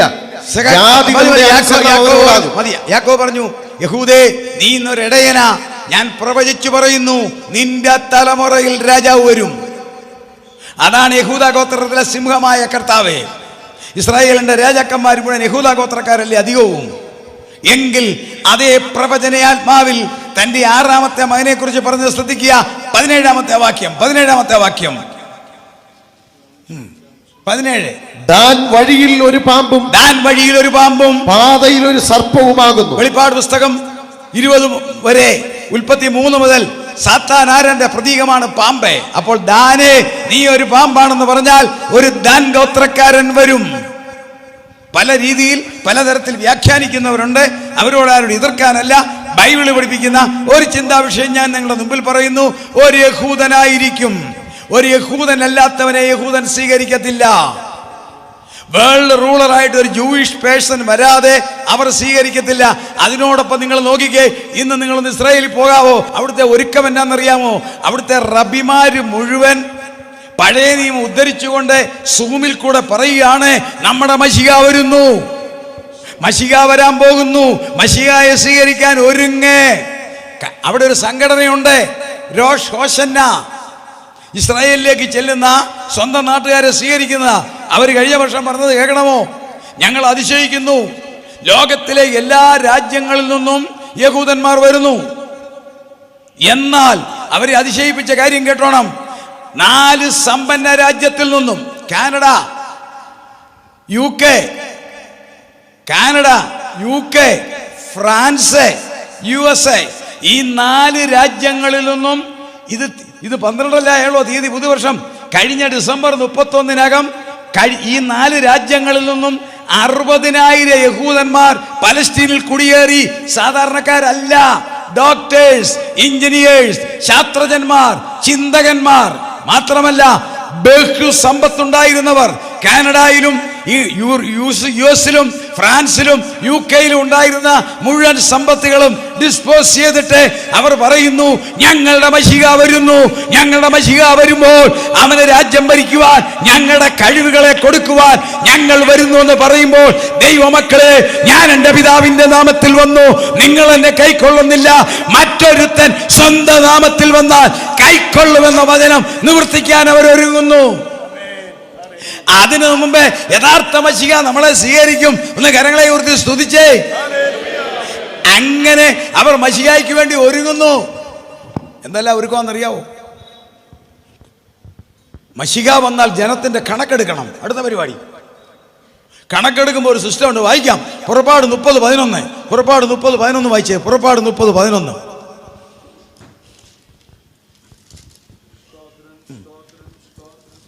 പുറപ്പാട് 30:11. യഹോവ പിന്നെയും മോശയോട് കൽപ്പിച്ചതെന്തെന്നാൽ, ഇസ്രായേൽ മക്കളുടെ ജനസംഖ്യ എടുക്കേണ്ടതിന് അവരെ എണ്ണുമ്പോൾ അവരുടെ മധ്യേ ബാധയുണ്ടാകാതിരിക്കുവാൻ അവരിൽ ഓരോരുത്തൻ താന്റെ ജീവന് വേണ്ടി യഹോവയ്ക്ക് വീണ്ടെടുപ്പ് വില കൊടുക്കണം. അടുത്ത വാക്യം, എണ്ണപ്പെടുന്നവരുടെ കൂട്ടത്തിൽ ഉൾപ്പെടുന്ന ഏവനും വിശുദ്ധ മന്ദിരത്തിലെ തൂക്കപ്രകാരം 1/2 ശേക്കൽ കൊടുക്കണം. 1/2 ശേക്കൽ കൊടുക്കണം. അടുത്ത വാക്യം, ശേക്കൽ എന്നത് 20 ഗേര.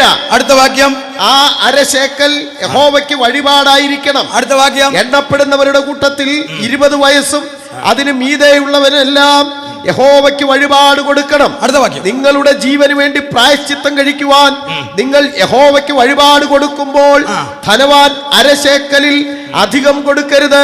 ദരിദ്രൻ കുറച്ചു കൊടുക്കുകയും അരുത്. അല്ലാത്തപ്പോ സ്തോത്രകാഴ്ച എങ്ങനെ ഇടാം? നമുക്ക് 500 ഇടാം, 10 ഇടാം. അവർക്ക് എങ്ങനെ ഇടാം? 1 വെള്ളിക്കാശ് ഇടാം, 100 ഇടാം.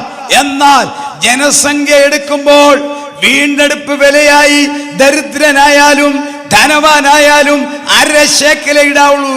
ദൈവത്തിന്റെ നിയമമാണ്. മശിഹ വരുന്നു. മശിഹ വരുമ്പോൾ അവർ പറയുന്നു, ആദ്യമേ നമുക്കൊന്ന് കണക്കെടുക്കണം, എത്ര പേര് നമ്മുടെ കൂടെ ഉണ്ട്. അങ്ങനെ കണക്കെടുക്കണമെങ്കിൽ 1/2 ശേക്കൽ വേണം. പ്രിയമുള്ളവരെ, ഇത് ഗവൺമെന്റിന്റെ ശ്രദ്ധയിൽപ്പെട്ടു. കഴിഞ്ഞ 2016 വരെ ഇസ്രായേലിൽ 1/2 ശേക്കൽ ഇല്ല. ഇപ്പോൾ അവർ 1/2 ശേക്കൽ പ്രിന്റ് ചെയ്ത് ട്രഷറിയിൽ വെച്ചു കഴിഞ്ഞു. മശിഹ വരുമ്പോൾ ആളുകൾക്ക് ഡിസ്ട്രിബ്യൂട്ട് ചെയ്യുവാൻ വെച്ചെങ്കിൽ ഞാനും നിങ്ങളും എടുക്കപ്പെടാറായോ എന്ന് ബുദ്ധിയുള്ളവർ ചിന്തിച്ച്, അങ്ങനെ ഒരു യഹൂദനായിരിക്കും വ്യാജനായി വരുന്നത്. ആരാണ് ആന്റി ക്രൈസ്റ്റ്? 3 കാര്യങ്ങൾ. ഒരു കാര്യം പറയത്തില്ലേ, പറയാൻ സമയമില്ലാത്തതുകൊണ്ട് പറയുന്നില്ല.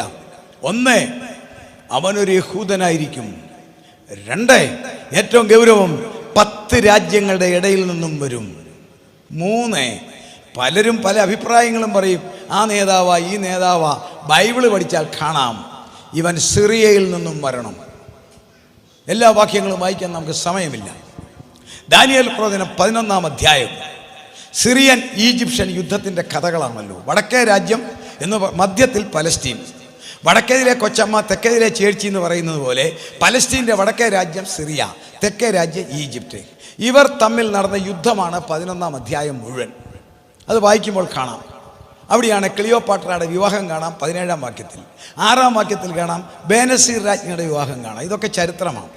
അവിടെ ഒരു സംഭവം നടന്നു. BC നിങ്ങൾ എന്നെ ശ്രദ്ധിക്കണം. BC 175 സിറിയൻ ഭരണകർത്താവായ അന്ത്യോക്യോസ് എപ്പിഫാനസ് ഈജിപ്തിനെ കയറി ആക്രമിച്ചു. ഈജിപ്തിനെ ആക്രമിച്ചപ്പോൾ ഈജിപ്തിന് പിടിച്ചു നിൽക്കാൻ മേല. അതിന് ഈജിപ്റ്റ് റോമൻ്റെ സഹായം ചോദിച്ചു.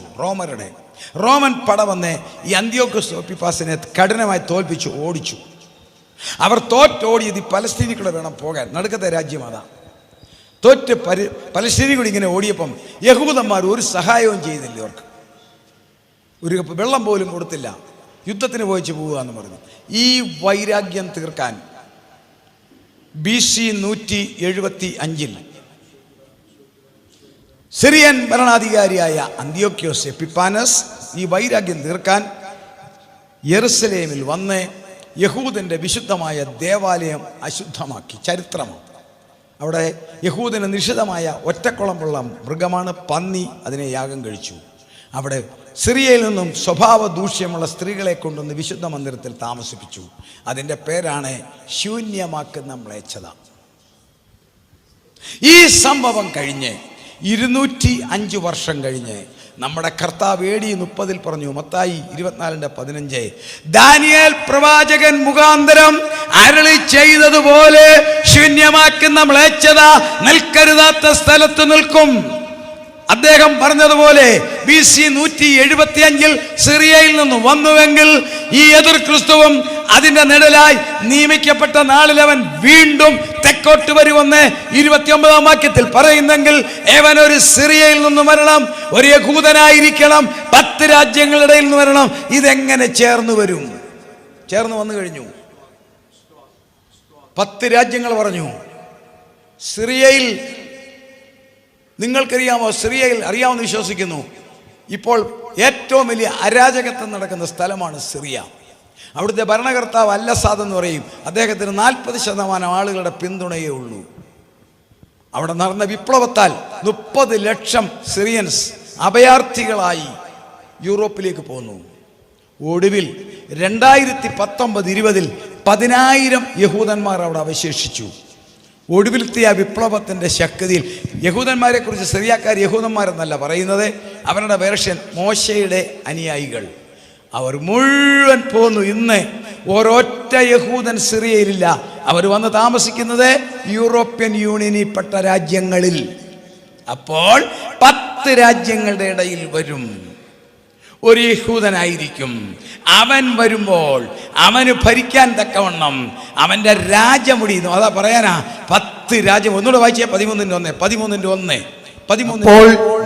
അപ്പോൾ 10 കൊമ്പും 7 തലയും കൊമ്പുകളിൽ 10 രാജമുടിയുമുള്ള 10 രാജമുടി. രാജമുടി എന്ന് പറയുന്നത് ബ്രൈഡൽ എന്ന് പറയും. ഏത് കാലത്തും ഏത് രാജ്യത്തും ഒരു സംസ്കാര ലക്ഷണമാണ്. പെൺകുട്ടികളെ വിവാഹത്തിന് കൊണ്ടുപോകുമ്പോൾ അവരുടെ തലയിൽ അണിയിക്കുന്ന ആ കിരീടം പോലുള്ള വസ്തുവിൻ്റെ പേരാണ് രാജമുടി. അതണിഞ്ഞ് വിവാഹത്തിന് പോയവരായി ഇവിടെ ഇരിക്കുന്ന വിവാഹിതരായ സഹോദരിമാരെല്ലാവരും ഇതെന്തിനണിയിക്കുന്നു? എന്തിനാണ് ഈ പെൺകുട്ടികളെ കിരീടം അണിയിച്ചു? എല്ലാ രാജ്യങ്ങളിലും നമ്മൾ ചെയ്യുന്നുണ്ട്. കാരണം ആ വിവാഹത്തിന് ഒത്തിരി സുന്ദരി പെൺപിള്ളേർ കാണും. പക്ഷെ ഇവളാണ് ഇന്നത്തെ സുന്ദരി എന്നറിയാൻ ഐഡന്റിറ്റിയാണ് ഈ കിരീടം. ഇതുപോലെ എതിർ ക്രിസ്തുവിന് 10 രാജമുടി, അതിൽ 5 രാജമുടിക്ക് വേണ്ടി ഈ ലോകത്തെ മുഴുവൻ ഒരു ചങ്ങലയ്ക്കകത്ത് തളച്ചു കഴിഞ്ഞു. എന്നെയും നിങ്ങളെയും എല്ലാം ലോകത്തിൽ ഒരു ചങ്ങലയ്ക്കകത്തിട്ടിട്ടുണ്ട്. നമ്മളത് വളരെ ഗുണകരമായിട്ട് ഉപയോഗിക്കുന്നുമുണ്ട്. ആ ചങ്ങലയുടെ പേരാണ് ഇന്റർനെറ്റ്. ഇന്റർനെറ്റ് ഇല്ലാത്ത ഒരു ലോകത്തെക്കുറിച്ച് ചിന്തിക്കാൻ സാധിക്കത്തില്ലെന്ന് അല്ലേ? ഇന്റർനെറ്റ് എന്ന ഒരു ചങ്ങല ലോകത്തിലായില്ലേ? എതിർ ക്രിസ്തുവിൻ്റെ 10 രാജമുടികളിൽ എല്ലാം ഞാൻ പറയുന്നില്ല. ഇന്റർനെറ്റ് കണക്ഷനായിട്ടുള്ള 5 രാജമുടികളുണ്ട്. 5 രാജമുടികളാണ് അതിനുവേണ്ടി അവൻ ഇത്രയും തയ്യാറായി.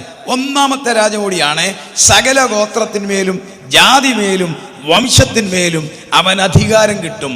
അവൻ യെരുശലേമിൽ ഇരുന്നു കൊണ്ട്, അല്ലെങ്കിൽ 7 മലമേൽ പണിതൊരു പട്ടണത്തിൽ ഇരുന്നു കൊണ്ട്, അല്ലെങ്കിൽ യൂഫ്രട്ടീസ് നദി തീരത്തുള്ള ആ പട്ടണത്തിൽ ഇരുന്നു കൊണ്ട് ലോകത്തെ മുഴുവൻ കൺട്രോൾ ചെയ്യുവാൻ ഇന്റർനെറ്റ് ആവശ്യമാണെന്ന് നമുക്കറിയാമല്ലോ, ഇല്ലേ? ഫാക്ടറി ഉടമസ്ഥന്റെ ക്യാബിലോട്ട് ചെന്ന് ഇന്റർനെറ്റിൽ കൂടെ ഫാക്ടറിയിലെ മുഴുവൻ വർക്കും കാണുന്നില്ലേ? ഇവിടെ ഇരിക്കുന്ന കടകളിൽ ചെന്ന് നോക്കിക്കേ, ഓണർ ഇരിക്കുന്ന ടേബിളിൽ ആ കടയിലെ മുഴുവൻ ഭാഗങ്ങളും ഡിസ്പ്ലേ ചെയ്യുന്നില്ലേ ഇന്റർനെറ്റിൽ കൂടെ? എങ്കിൽ ഈ ഇന്റർനെറ്റിൽ കൂടെ ലോകത്തിലുള്ള സകല ആളുകളെയും കാണാം. നിങ്ങൾ കാണുന്നില്ലേ?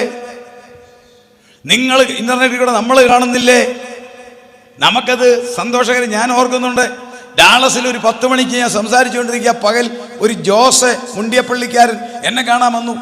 ഞങ്ങൾ സംസാരിച്ചുകൊണ്ടിരിക്കുക. പകൽ 10 മണി. ജോസ് നല്ലൊരു വിശ്വാസി, ഒരു കോൺട്രാക്ടറോടാണ്.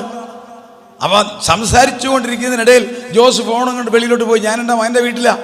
ഞാൻ ഓർത്ത് അദ്ദേഹത്തിൻ്റെ ബിസിനസ്സിന് ആരെങ്കിലും വിളിച്ചതായിരിക്കും, അതിന് പോയതാണ്. ഒരു 6-7 മിനിറ്റ് കഴിഞ്ഞ് വന്ന് എന്നോട് പറയാം, ഭാഷ വേറൊന്നുമല്ല, മുണ്ടിയപ്പള്ളിയിലെ ഇപ്പം മണി 11:30 രാത്രി എൻ്റെ വീടിൻ്റെ മറ്റത്തൂടെ ഒരു അനക്കം നോക്കിയപ്പോൾ ഞങ്ങളുടെ അപ്പുറത്ത് ചാക്കോച്ചാട്ടൻ്റെ പശു പോകുന്നത് കണ്ടത്. അങ്ങനെ നമുക്ക് സൗകര്യമാണെങ്കിൽ അന്ന് ജീവിക്കുന്ന സകല ആളുകളും എതിലേ പോകുമെന്ന് മനസ്സിലാക്കത്തക്കവണ്ണം സകല ഗോത്രത്തിന്മേലും ജാതിമേലും വംശത്തിന്മേലും അവന് അധികാരം കിട്ടുവാൻ ഈ ചങ്ങല തളച്ചു കഴിഞ്ഞെങ്കിൽ അഭിഷേകമുള്ള ദൈവമക്കളെ കിട്ടത്തില്ല. കാരണം അവരിവിടെ കാണത്തില്ല. അവരെ നോക്കാൻ അവർ എടുക്കപ്പെട്ടിരിക്കും. കൃപ നഷ്ടപ്പെട്ടാൽ ഉണ്ടല്ലോ ഗതികേടാണ്. അതുകൂടെ ഞാൻ പറഞ്ഞേക്കാം. Praise the Lord. ശക്തിയിലും വിശുദ്ധിയിലും തികഞ്ഞവരായി നിൽക്കുക. രണ്ടാമത്തെ അവന്റെ രാജമുടി വെളിപ്പാട് 13:5. നിങ്ങളുടെ മുമ്പിൽ നിങ്ങൾക്ക് മനസ്സിലാകുന്ന രീതിയിൽ ഞാൻ തെളിയിക്കാൻ പോവുകയാണ് അവന്റെ രാജമുടി. വമ്പും ദൂഷണവും സംസാരിക്കുന്ന വായ് അതിന് ലഭിച്ചു. അവൻ അന്നത്തെ ജനതയോടെ അവൻ അവരവരുടെ ഭാഷയിൽ സംസാരിക്കും. മലയാളിയോട് അവൻ മലയാളത്തിൽ സംസാരിക്കും. സായിപ്പിനോട് അവൻ ഇംഗ്ലീഷിൽ സംസാരിക്കും. അന്തിച്ചു പോകും. തൃശ്ശൂരെ മലയാളിയോടെ തൃശ്ശൂർ ഭാഷ സംസാരിച്ചാൽ എങ്ങനെ ഇരിക്കും? ഞാൻ ശ്രമിച്ചിട്ട് എനിക്ക് പറ്റത്തില്ല നിങ്ങളുടെ ഭാഷ സംസാരിക്കാൻ. എന്നാൽ അവൻ നിങ്ങളുടെ ഭാഷ സംസാരിച്ചാലോ? നമ്മളില്ല. സകല ആളുകളോടും അവൻ സംസാരിക്കും. തെളിവ് വേണോ? കയ്യിലുണ്ട്. 1-2 തെളിവ് പറയാം. പടിഞ്ഞാറൻ രാജ്യങ്ങളിൽ ചെന്നേ അവിടുത്തെ ഒഫീഷ്യൽ ലാംഗ്വേജ് ഇംഗ്ലീഷ് ആണെങ്കിൽ അവിടുത്തെ രോഗികൾ ചെല്ലുന്നേ, അമേരിക്കയിലൊക്കെ ഞാൻ നേരിട്ട് കണ്ടതാ, എല്ലാ ഭാഷകളും അറിയാവുന്നവരാ ചെല്ലുന്നത് രോഗികൾ. പക്ഷെ അവർക്ക് ഇംഗ്ലീഷ് അറിയാൻ മേല. അവിടുത്തെ ഒഫീഷ്യൽ ലാംഗ്വേജ് നേഴ്സസിനും ഡോക്ടർക്കും ഇംഗ്ലീഷേ അറിയാവുള്ളൂ. രോഗിയായിട്ട് കട്ടിലെ കിടന്ന കൂടെ കൂട്ടിരിപ്പൊന്നും നടക്കത്തില്ല, ആ രോഗി മാത്രം. അവൻ നേഴ്സ് ഇങ്ങോട്ട് ഒരു മിഷൻ ഇങ്ങോട്ട് ഓൺ ചെയ്യും. ഹിന്ദിയാണോ മലയാളമാണോ തമിഴാണോ എന്നതായാലും ചോദിക്കും. എന്നാ ഉണ്ട് വിശേഷം, ഹാവ് യു ഗോട്ട് ടെമ്പറേച്ചർ എന്ന് ചോദിക്കുമ്പം ഇവക്ക് മനസ്സിലാകും അമ്മാമ്മയ്ക്ക് പനിയുണ്ടോ. വിഷയം പറഞ്ഞു കൊടുക്കുക. ഉടനെ അമ്മാമ പറയുക, എനിക്ക് വല്ലാത്ത പൊള്ളുന്ന വേദനയാ. മലയാളത്തിൽ പറഞ്ഞ ഉടനെ ഈ കമ്പ്യൂട്ടർ പറഞ്ഞു കൊടുക്കും, ഭയങ്കര വേദനയാ. 165 ഭാഷയിൽ തത്സമയം ഇപ്പോൾ അടുത്ത ഭാഷ കണ്ടുപിടിച്ചുകൊണ്ടിരിക്കുന്നത്. വേണ്ട, നിങ്ങൾ പലരും കേട്ടിട്ടുള്ളവരുണ്ട് എന്ന് കൈവക്കണം. പ്രഗത്ഭയായ ഒരു സുവിശേഷ പ്രാസംഗിക മദാമ്മ പച്ച മലയാളത്തിൽ TV-യിൽ പറഞ്ഞത് കേട്ടിട്ടുള്ളവരാരെങ്കിലും ഉണ്ടോ? ജോയിസ് മേയറുടെ പ്രസംഗം ഒരിക്കലേലും കേട്ടിട്ടുള്ളവരുണ്ടോ എന്ന് കൈവക്കിക്കേ. അണ്ടച്ചായമാർ പോക്കിയാമ്മ എൻ്റെ അമ്മാമ, എൻ്റെ അച്ചായ, അവർ മലയാളവും അറിയാൻ മേല, കേരളവും അറിയാൻ മേല. അവരെങ്ങനെ ഈ അടിപൊളി മലയാളം പറഞ്ഞത്? അതാണ് ഈ വിഷയം കൊണ്ട് വെച്ചതാണ്. അത് വെച്ചപ്പോ കിട്ടിയില്ലേ എങ്കിൽ ഇതാണ് അവന്റെ രാജമുടി. അവനെ കമ്പ്യൂട്ടർ സിസ്റ്റത്തിൽ വോയിസ് ട്രാൻസ്ലേഷൻ സിസ്റ്റം വഴി സകലരെയും പേര് വിളിച്ച് സംസാരിക്കും. 3 വെളിപ്പാട് 13:14. അവിടെയാണ് എതിർ ക്രിസ്തു യഹൂദന്മാരുമായിട്ട് ഉടക്കുന്ന സംഭവമാണ്. വെളിപ്പാട് 13:14. മൃഗത്തിന്റെ മുമ്പിൽ പ്രവർത്തിക്കുവാൻ തനിക്ക് ബലം കിട്ടിയ അടയാളങ്ങളെ കൊണ്ട് ഭൂവാസികളെ തെറ്റിക്കുകയും വാളാൽ മുറിവേറ്റിട്ടും ജീവിച്ച മൃഗത്തിന്റെ പ്രതിമയുണ്ടാക്കുവാൻ ഭൂവാസികളോട് പറയുകയും ചെയ്യുന്നു. വാക്യം, മൃഗത്തിന്റെ പ്രതിമ സംസാരിക്കേണ്ടതിനും മൃഗത്തിന്റെ പ്രതിമയെ നമസ്കരിക്കാത്തവരെ ഒക്കെയും കൊല്ലിക്കേണ്ടതിനും മൃഗത്തിന്റെ പ്രതിമയ്ക്ക് ആത്മാവിനെ കൊടുക്കുവാൻ അതിന് ബലം ലഭിച്ചു. മക്കളെ, കഥ കേട്ടിരിക്കുന്നത് പോലെ ഇരിക്കരുത്, കേട്ടുകൊള്ളുക. അപ്പോൾ ഗൗരവത്തിൽ ഓർത്തോണം, എന്റെ നിങ്ങളുടെ തലമുറ കർത്താവിന്റെ വരവിന്റെ തലമുറയാ. അവന്റെ രാജമുടിയിൽ ഒരെണ്ണം മാത്രമേ തയ്യാറാകാനുള്ളൂ കമ്പ്യൂട്ടറിൽ, ബാക്കിയെല്ലാം റെഡി. അത് തയ്യാറാകുന്ന അന്ന് എന്റെ പ്രിയൻ വരും. 3ാമത്തെ അവന്റെ രാജമുടി 10, അതിൽ 3ാമത്തെ രാജമുടിയാണ് ചെറിയവരും. വായിച്ചേ 13:14 ഒന്നുകൂടെ വായിച്ചേ.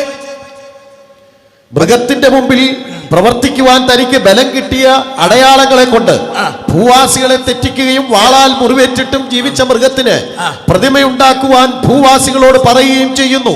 മൃഗത്തിന്റെ പ്രതിമ സംസാരിക്കേണ്ടതിനും മൃഗത്തിന്റെ പ്രതിമയെ നമസ്കരിക്കാത്തവരെ ഒക്കെയും കൊല്ലിക്കേണ്ടതിനും മൃഗത്തിന്റെ പ്രതിമയ്ക്ക് ആത്മാവിനെ കൊടുക്കുവാൻ അതിന് ബലം ലഭിച്ചു. വളരെ ലളിതമായിട്ട് പറയാം, പുരോഗമിച്ചുകൊണ്ടിരിക്കുന്നു ആർട്ടിഫിഷ്യൽ ഇന്റലിജൻസ്.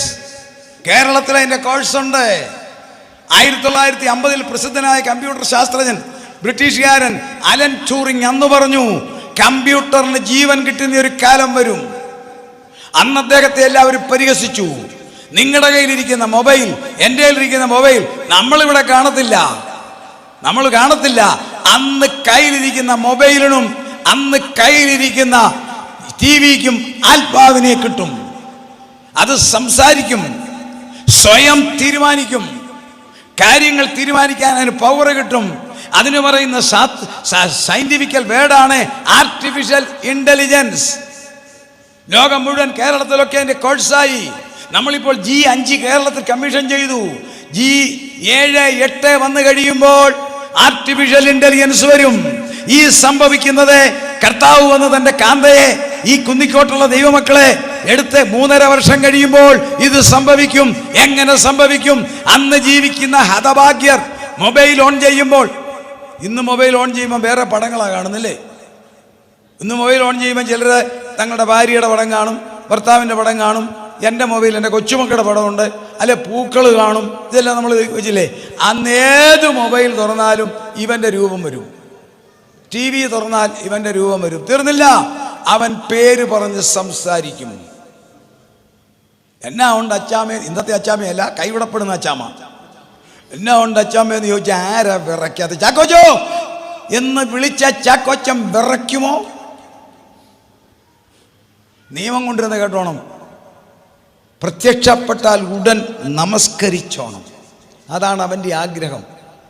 നമ്മുടെ കർത്താവിൻ്റെ ഒരിക്കലും അതല്ലേ അവൻ ചെലവാക്കാൻ നോക്കിയത്, വീണെന്നെ നമസ്കരിക്കാൻ. അവൻ്റെ ആഗ്രഹമാണ്. നെബൂഖദ്നേസർ ചക്രവർത്തിയിൽ കൂടി അവനിട്ട് നിയമം എന്തുവാ?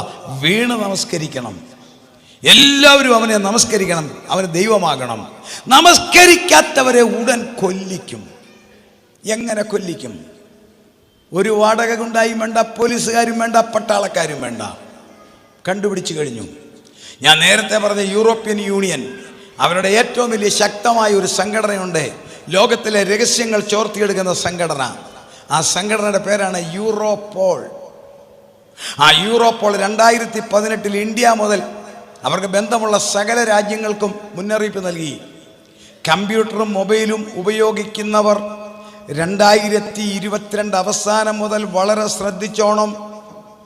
ഏത് സമയത്തും ഇന്റർനെറ്റ് കൊലപാതകം നടക്കാം. ഒരു വാടക ഗുണ്ടായും വേണ്ട, കമ്പ്യൂട്ടറിൽ കൂടെ ഹാക്കേഴ്സിനെ കയറ്റിവിടാം. ഹാക്കേഴ്സിനെ കയറ്റിവിട്ടാൽ നോക്കിക്കേ, നമസ്കരിക്കാത്തവരെ കൊല്ലിക്കും. ഇവൻ യെരുശലേമിലോ 7 മലമേൽ പണിത പട്ടണത്തിലോ അല്ലെങ്കിൽ യൂഫ്രട്ടീസ് ടൈഗ്രീസ് നദിയുടെ തീരത്തുള്ള ബാബിലോണിലോ ഓഫീസിലിരിക്കുമ്പോൾ കോട്ടയത്തോ തൃശ്ശൂരോ ഉള്ള ഒരു അച്ചായനോ ഒരമ്മച്ചിയോ നമസ്കരിക്കാത്തത് എങ്ങനെ കാണും? കർത്താവ് വേറെ വിധത്തിൽ നമ്മളെ മനസ്സിലാക്കി തന്നില്ലേ? ബുദ്ധിയുള്ള കന്യകമാരെ വിളക്കിൽ എണ്ണ എടുത്തെന്ന് പറഞ്ഞത് ബുദ്ധിയുള്ളവർ അവർക്കറിയാം കത്തിക്കേണ്ടി വരുമെന്ന്. മറ്റേ അമ്മച്ചിമാർ ഓർത്ത് നേരം വെളുത്തിട്ടേ കർത്താവ് വരത്തുള്ളൂ, അതുകൊണ്ട് എണ്ണ ലാഭിച്ചു, കാശ് ലാഭിച്ചു. ഈ ഉലുന്തന്മാർക്ക് പറ്റുന്ന കുഴപ്പം അതാണ്. അവരോർത്ത് രാത്രി മണവാളം വരത്തില്ല, നേരം വെളുത്തേ വരത്തുള്ളൂ, എണ്ണ മേടിച്ച് കാശ് കളയണ്ട, അതാ മേടിക്കാഞ്ഞത്. ബുദ്ധിയുള്ളവർക്കറിയാം മണവാളം വരുവാൻ. ഇതുപോലെ ശ്രദ്ധിച്ചേ, ഈ തൃശ്ശൂർ മനോഹരമായൊരു നഗരം, ഇവിടുത്തെ നല്ല സൂപ്പർ മാർക്കറ്റുകൾ, നല്ല ടെക്സ്റ്റൈലുകൾ ഇല്ലേ? നമ്മളവിടെ ഷോപ്പിങ്ങിന് പോകുന്നില്ലേ?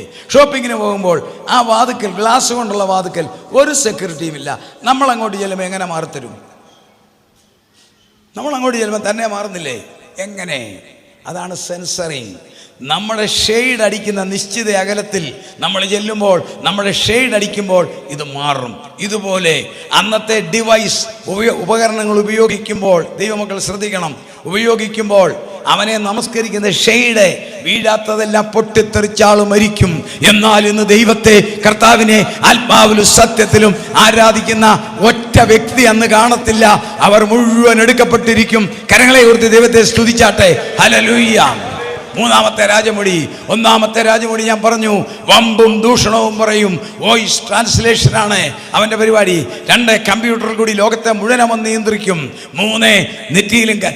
4 പറയാൻ പോവുകയാണ്. 3 അവൻ്റെ പ്രതിമയെ നമസ്കരിക്കണം. Artificial intelligence. 4 നമ്മൾ പണ്ട് മുതലേ കേൾക്കുന്നതാ, വെളിപ്പാട് 13:16. അത് ചെറിയവരും വലിയവരും, സമ്പന്നന്മാരും ദരിദ്രന്മാരും, സ്വതന്ത്രന്മാരും ദാസന്മാരുമായ എല്ലാവർക്കും വലങ്കൈമേലോ നെറ്റിയിലോ മുദ്ര കിട്ടുമാറും മൃഗത്തിന്റെ പേരോ പേരിന്റെ സംഖ്യയോ ആയ മുദ്രയുള്ളവനല്ലാതെ വാങ്ങുകയോ വിൽക്കുകയോ ചെയ്യുവാൻ വയ്യാതെയും ആക്കുന്നു. ഇവിടെ ജ്ഞാനം കൊണ്ട് ആവശ്യം. ബുദ്ധിയുള്ളവൻ മൃഗത്തിന്റെ സംഖ്യ ഗണിക്കട്ടെ. അത് ഒരു മനുഷ്യന്റെ സംഖ്യ അത്രേ. അതിന്റെ സംഖ്യ 666. നമ്മളിങ്ങനെ വായിച്ചു വിടും. ഇതിന്റെ അന്തരാർത്ഥം, അന്ത്യകാല സംഭവങ്ങൾ ആരംഭിക്കുന്നത് 1897 ആദ്യത്തെ ആരംഭം. ആത്മീയമായിട്ടും ഭൗതികമായിട്ടും ആരംഭിച്ചു. 1897 അത്തി തളർക്കാൻ നാമ്പെടുത്തു. അതാണ് അത്തിയെ നോക്കി നിങ്ങൾ രൂപം ഓടിപ്പീൻ. ഇസ്രായേൽ എന്ന രാഷ്ട്രം ഉണ്ടാകാൻ സിയോനിസ്റ്റ് സമ്മേളനം സ്വിറ്റ്സർലൻഡിൽ കൂടിയത് 1897. ആത്മീയം, അന്ത്യകാല അടയാളം. അതേ വർഷം ഭൗതിക അടയാളം, പുകയില ചെടിയിൽ വൈറസിനെ കണ്ടുപിടിച്ചു. വൈറസ്, ഇന്ന് ഈ മനുഷ്യനെ പേടിപ്പിക്കുന്ന വൈറസ് 1897 കണ്ടുപിടിച്ചു. അങ്ങനെ ഇങ്ങോട്ട് വന്നു. 1948 അത്തി തളർത്തപ്പോൾ, അന്ത്യകാലത്തിൻ്റെ ആക്കം കൂടിയപ്പോൾ ഈ സംഭവത്തിൻ്റെ അടയാളം തുടങ്ങി. ചിന്നിച്ചെതറിക്കിടന്ന സകല രാജ്യങ്ങളിലും, ഇന്ത്യ ഉൾപ്പെടെ സകല രാജ്യങ്ങളിലും ആളുകളെ ഏകോപിപ്പിക്കുവാൻ ID കൊടുക്കാൻ തുടങ്ങി. ആ ID അങ്ങോട്ട് മാറ്റി. ഇന്ന് എല്ലാ രാജ്യങ്ങളിലും സ്പെഷ്യൽ ID. എനിക്കും നിങ്ങൾക്കും ID ഇല്ലേ? ആധാർ. ചെറിയ കാര്യമല്ല. അതിൻ്റെ ആ കറുത്ത അക്ഷരങ്ങളുണ്ടല്ലോ, അത് ഡൽഹി ഞെക്കിയാൽ നമ്മുടെ മുഴുവൻ വിവരമോടുണ്ട്. സകല രാജ്യങ്ങളിലും ID കൊടുത്തു കഴിഞ്ഞു. പിക്ചർ ID അത് കയ്യിൽ കൊണ്ടു നടക്കുന്നു. എന്നാൽ ഇനിയും അതിനെ ഉപയോഗിക്കുവാൻ, വളരെ തന്മയത്വമായി ഉപയോഗിക്കുവാൻ സയൻസ് കണ്ടുപിടിച്ചു. അതിനകത്തും കൃത്രിമം ചെയ്യാം, അല്ലെങ്കിൽ മോഷ്ടിച്ചു കൊണ്ടുപോകാം. ഇതൊന്നും വരാതിരിക്കുവാൻ ID ഏറ്റവും മനോഹരമായി ചെയ്തു തുടങ്ങിക്കഴിഞ്ഞു. വലത്തെ കൈയുടെ തള്ളവരലിൻ്റെ താഴെ ഈ കൈയുടെ തടിച്ച ഭാഗത്ത് ചിപ്പിനകത്ത് ഘടിപ്പിക്കാം. Human tracking subdermal implanting technology യൂറോപ്പിലെ പല രാജ്യങ്ങളും തുടങ്ങിക്കഴിഞ്ഞു. വളരെ എളുപ്പമാണ്. ഒരു കടയിൽ ചെന്നാൽ ഒന്നും ചെയ്യേണ്ട, പേഴ്സ് തുറക്കേണ്ട, ID ഇടണ്ട, കൈ ഇങ്ങനെ കാണിച്ചാൽ മതി, തുറന്നു കിട്ടും, പേയ്മെന്റ് നടക്കും. സൂപ്പർ മാർക്കറ്റിൽ ചെന്ന് സാധനം മേടിച്ചിട്ട് കാറിലിട്ട് വരയ്ക്ക് 4 അക്കം കുത്തി പിന്നെ ഒരു പച്ച ഞെക്കണ്ടേ? ഇതൊന്നും വേണ്ട. സാധനം മേടിച്ച് ഇങ്ങോട്ട് വരുമ്പോൾ അങ്ങോട്ട് ചെന്നിട്ട് കാണിക്കുക മാത്രം ചെയ്താൽ മതി. ഇവിടെ കാണിച്ചാൽ മതി, തന്നെ ഇറങ്ങിപ്പോകാം. തുടങ്ങിക്കഴിഞ്ഞു. ഞാനൊരു കാര്യം പറയാം, ഇന്ത്യ പുരോഗമിക്കുന്ന രാജ്യമാ. വളരെ വേഗം നമുക്കും അത് കിട്ടും. നമ്മുടെ കയ്യിൽ ചിപ്പ് വെക്കും, പേടിക്കണ്ട, നമുക്കത് വെക്കാം, ഒരു കുഴപ്പമില്ല. പക്ഷെങ്കിൽ അവൻ വരുമ്പോൾ അവൻ ആ ചിപ്പിൻ്റെ കൂടെ പറയും, എൻ്റെ നമ്പരായ 666 അടിക്കണം. ഇപ്പോൾ അടിക്കാൻ പോകുന്നത് നമ്മുടെ നമ്പർ അടിക്കും. എൻ്റെ നിങ്ങളുടെ ആധാറിൽ ഇന്ത്യ ഗവൺമെൻറ് തന്നിരിക്കുന്ന നമ്പർ, എനിക്കുള്ള നമ്പർ വേറെ ആർക്കും ഇല്ല, അത് എൻ്റേതാണ്. ഇല്ലേ? എങ്കിൽ അവൻ വരുമ്പോൾ അവൻ പറയും, എന്റെ നമ്പർ 666, എന്റെ പൗരന്മാരാണെന്ന് തെളിയിക്കണം. ഹല്ലേലൂയ. അതിനു മുമ്പേ പരിശുദ്ധാത്മാവിന്റെ അഭിഷേകമുള്ള ദൈവമക്കൾ സ്വർഗത്തിലേക്ക് എടുക്കപ്പെടും. സന്തോഷമില്ലാത്തവർ കരങ്ങളെ ഉയർത്തി സ്തുതിച്ചേ. നിങ്ങൾ ശ്രദ്ധിക്കുന്നുണ്ട്. സന്തോഷമുള്ളവരും ദൈവത്തെ സ്തുതിച്ചേ. സ്തോത്രം. ഏതിനും കൈപോക്കുമെന്ന് അറിയേണ്ടത്. തൃശ്ശൂർക്കാർ മോശക്കാരല്ല, എനിക്കറിയാം. Price the Lord. ഒടുവിലത്തെ 5-ാമത്തെ കൂടെ ഞാൻ പറഞ്ഞുകൊള്ളട്ടെ. 60% കണ്ടുപിടിച്ചു കഴിഞ്ഞു. അതുകൂടെ കണ്ടുപിടിച്ച് കഴിയുമ്പോൾ അവന്റെ 10 രാജമുടി റെഡി. എൻ്റെ കർത്താവകാശം വേഗത്തിൽ വരും. 10 രാജമുടി. ഒരു പുതിയ കണ്ടുപിടുത്തം. എൻ്റെ അറിവ് ശരിയാണെങ്കിൽ കഴിഞ്ഞ ഏപ്രിൽ കിട്ടിയ കണക്കനുസരിച്ച് 60% ആയി. ഇനി ഒരു 40% ഉണ്ട്. അതിൻ്റെ പേരാണ് RNM, റിമോട്ട് ന്യൂറൽ മോണിറ്ററിങ്. എന്താന്ന് കേട്ടോണം. നമ്മുടെ ജോർജ് ജോസഫ് പാസ്റ്ററെ ഒരു സെക്കൻഡ് നിങ്ങൾക്ക് മനസ്സിലാകാൻ മാത്രം, അദ്ദേഹത്തെ ഞാൻ ഒരു കോടീശ്വരനായി ബിസിനസ്സുകാരനാക്കാൻ പോവുക. ജോർജ് ജോസഫ് പാസ്റ്റർ ഒരു ദിവസം 1000 കോടി രൂപയുടെ ബിസിനസ് നടത്തുന്ന ഒരു ബിസിനസ്സുകാരൻ. അദ്ദേഹത്തിൻ്റെ PA ആണ് പത്രോസ് പാസ്റ്റർ. എന്ന് സങ്കല്പിച്ചു. അദ്ദേഹത്തിൻ്റെ 1000 കോടി ബിസിനസ്സിൻ്റെയും സകല ടെക്നിക്കും അദ്ദേഹത്തിന് അറിയാം. ആർക്ക്? പത്രോസ് പാസ്റ്റർക്ക്. ഏത് ബിസിനസ്സിനും ഒരു ടെക്നിക്കുണ്ട്. നിങ്ങളുടെ ഇവിടെ ഇല്ലേ, തൃശ്ശൂരില്ലേ KFC, കെൻഡക്കി ഫ്രൈ ചിക്കൻ, അതിൻ്റെ ഇൻഗ്രീഡിയൻ്റ് അവർ പറഞ്ഞു തരത്തില്ല ആർക്കും. അത് കെൻഡക്കിയില, അമേരിക്കയില, ആർക്കും പറഞ്ഞു തരത്തില്ല. കൊക്കക്കോള, അതിൻ്റെ ഇൻഗ്രീഡിയൻ്റ് ആർക്കും പറഞ്ഞു തരത്തില്ല. അത് അവരുടെ സീക്രട്ടാ. ഇതുപോലെ ഇദ്ദേഹത്തിൻ്റെ 1000 കോടി ബിസിനസ് ഒരു ദിവസം നടക്കുന്നതിൻ്റെ മുഴുവൻ സീക്രട്ടും അദ്ദേഹത്തിൻ്റെ പേഴ്സണൽ മാനേജറെ പത്രോസ് പാസ്റ്റർക്ക് അറിയാം. സങ്കല്പിരെ, പത്രോസ് പാസ്റ്റർക്ക് അദ്ദേഹം കൊടുക്കുന്ന ശമ്പളം ഒരു മാസം 1 കോടി രൂപ. സങ്കല്പിച്ചോണം. അപ്പോൾ അപ്പുറത്തിരിക്കുന്ന മാത്യു പാസ്റ്റർക്ക് ഒരു ചിന്ത, ഈ ജോർജ് ജോസഫിൻ്റെ ഈ 1000 കോടിയുടെ ബിസിനസ് ഒന്ന് പൊട്ടിക്കണമല്ലോ. അതിനെന്നാ മാർഗം? പത്രോസ് പാസ്റ്ററെ പിടിച്ചാൽ അദ്ദേഹത്തിന് ഒരു 100 കോടി കൈക്കൂലി കൊടുത്താൽ അദ്ദേഹം വഴങ്ങിയാൽ കയ്യിൽ കിട്ടും. സാധ്യതയില്ലേ? ഇതിന് ചെയ്യുന്ന പരിപാടിയുടെ പേരാണ് RNM, റിമോട്ട് ന്യൂറൽ മോണിറ്ററിങ്. അതായത് കൈക്കകത്ത് ചിപ്പ് വെച്ചാൽ ആ ചിപ്പിൽ കൂടി മനസ്സിലെ ചിന്തകൾ വലിച്ചെടുത്ത് കമ്പ്യൂട്ടറിൽ നോക്കാം. കയ്യിൽ ഈ ചിപ്പ് വെച്ച് കഴിഞ്ഞാൽ പ്രത്യേക സിസ്റ്റത്തിൽ റിമോട്ട് ന്യൂറൽ മോണിറ്ററിങ്, ആ സിസ്റ്റത്തിൽ കൂടി മനസ്സിൽ വരുന്ന ചിന്ത 1 മിനിറ്റിലേ. എൻ്റെ ഈ പ്രസംഗം കേൾക്കുമ്പം 1 മിനിറ്റ് നിങ്ങളുടെ മനസ്സിൽ 7 ചിന്ത വരുന്നുണ്ട് ഇല്ലേ? ഫ്രിഡ്ജ് അടച്ചോ, പട്ടി അഴിച്ചു വിട്ടോ, കതക് പൂട്ടിയിട്ടുണ്ടോ, അതൊക്കെ വന്നില്ലേ? അത് വരുന്ന പാപമല്ല, അത് നമ്മുടെ മനസ്സിൻ്റെ സ്വഭാവമാണ്. 1 മിനിറ്റിൽ 7 ചിന്ത, 1 മണിക്കൂറിൽ 420 ചിന്ത വരും. ഇതിനിടയിൽ ഞാൻ ഈ ഞാനും പ്രസംഗിക്കുന്നതിനിടയിൽ ചിന്ത വന്ന് വണ്ടി പോകുമോ, ഇതൊക്കെ എനിക്കും വരും അല്ലേ? നോക്കിക്കേ, അങ്ങനെ എൻ്റെ നിങ്ങളുടെ മനസ്സിൽ വളരെ രഹസ്യമായിട്ടിരിക്കുന്ന ചിന്തകളെ ഇതുവഴി വലിച്ചെടുത്ത് മനസ്സിലാക്കാം. അടി നടക്കുവോ? ഭാര്യയുടെ മനസ്സിലെ ചിന്ത ഭർത്താവ് പറഞ്ഞ ഇപ്പോഴേ വ്യത്യാസം കണ്ട അടിയാ. അന്നത്തെ കാലത്ത് ഭാര്യയുടെയും ഭർത്താവിൻ്റെ മനസ്സിലെ ഒന്നും കുണം പിടിച്ച ഒരെണ്ണമൊന്നും ലോകത്തിലില്ല. രക്ഷിക്കപ്പെട്ടതെല്ലാം പോയി, കിടക്കുന്നതെല്ലാം കണ്ടു ചെയ്തതാ. അതിൻ്റെ മനസ്സിൽ അങ്ങോട്ടും ഇങ്ങോട്ടുള്ള ചിന്ത അങ്ങോട്ടും ഇങ്ങോട്ടും ചിപ്പ് വെച്ച് വിട്ട് കഴിയുമ്പം മനുഷ്യർ അന്യോന്യം കൊല്ലുവാൻ തക്കവണ്ണം സമാധാനം എടുത്തുകളെയും വായിക്കാം. വെളിപ്പാട് 13:10 വായിക്കാം. വെളിപ്പാട് 13:10. അടിമയാക്കി കൊണ്ടുപോകുന്നവൻ അടിമയായി പോകും. ലോകത്തിലെ സകല വ്യക്തികളെയും ചിന്തയുടെ അവൻ അടിമയാക്കും. 1, അന്ന് ജീവിക്കുന്ന സകല ആളുകളുടെ ചിന്ത അവൻ പിടിച്ചെടുക്കും. 2, അങ്ങോട്ടും ഇങ്ങോട്ടും സമാധാനം കളയാൻ ഇത് അടിച്ചു വെക്കും. ബാക്കി 5 രാജമുടികൾക്ക് കമ്പ്യൂട്ടർ വേണ്ട. ഈ 5 രാജമുടികൾ കമ്പ്യൂട്ടറിൽ 6 മാത്രം 60% കമ്മീഷൻ ചെയ്തു. അതിൻ്റെ ഉപജ്ഞാതാക്കൾ ഒരാളുമായിട്ട് കൃപയാൽ സംസാരിക്കാൻ എനിക്ക് അവസരം കിട്ടി. അദ്ദേഹം പറഞ്ഞു, ഞങ്ങൾ 40% അഹോരാത്രം ചെയ്തുകൊണ്ടിരിക്കുക. എന്താ ദൈവമക്കളെ ഇതിൻ്റെ അർത്ഥം? എൻ്റെയും നിങ്ങളുടെ വീണ്ടെടുപ്പ് അടുത്തു. എൻ്റെയും നിങ്ങളുടെ വീണ്ടെടുപ്പ് അടുത്തു. ഇസ്രായേൽ മശിഹായ്ക്ക് വേണ്ടി കാത്തിരിക്കുന്നു. അപ്പോൾ കർത്താവിൻ്റെ വചനം നിവർത്തിക്കും. ഞാൻ എൻ്റെ പിതാവിൻ്റെ നാമത്തിൽ വന്നു, നിങ്ങൾ എന്നെ കൈക്കൊള്ളുന്നില്ല. മറ്റൊരുത്തൻ സ്വന്തം നാമത്തിൽ വന്നാൽ കൈക്കൊള്ളും. അവർ കാത്തിരിക്കുന്നു. റബിമാർ, നിങ്ങൾ ഇസ്രായേൽ TV എടുക്കേ, അല്ലെങ്കിൽ യൂട്യൂബിൽ ഇസ്രായേൽ അടിച്ചു നോക്കിക്കേ. റബിമാരെ പഴയ നിയമം വെച്ച് യേശുവിനെ കുറിച്ച് പ്രസംഗിക്കുന്നു ഒന്ന് കേൾക്കണം. നമ്മുടെ യേശുവിനെ അല്ല പറയുന്നത്. മശിഹാ വരുന്നു, മശിഹാ വരാൻ പോകുന്നു, മശിഹായെ സ്വീകരിക്കാം, ഒരുങ്ങാം. എന്താ? അവരെ ക്രേസിയാക്കുന്നു. എന്തിനെ? ഞാൻ എൻ്റെ പിതാവിൻ്റെ നാമത്തിൽ വന്നു, നിങ്ങൾ എന്നെ കൈക്കൊള്ളുന്നില്ല, മറ്റൊരുത്തൻ സ്വന്തം നാമത്തിൽ വന്നാൽ കൈക്കൊള്ളും. ഒരു കാര്യം കൂടെ പറഞ്ഞ് ഞാൻ അവസാനിപ്പിക്കാം. എനിക്ക് തന്ന സമയം തീർന്നു. എങ്കിലും ഒരു 2 മിനിറ്റ് കൂടെ എടുക്കാവോ? ഇല്ല എങ്കിൽ നമുക്ക് പ്രാർത്ഥിച്ച് അവസാനിപ്പിക്കാം. ഞാൻ ടൈം കീപ്പ് ചെയ്യുന്നതാണ്. ഇതിൻ്റെ സംഗതിയുടെ ഗൗരവം പറയാനാണ്.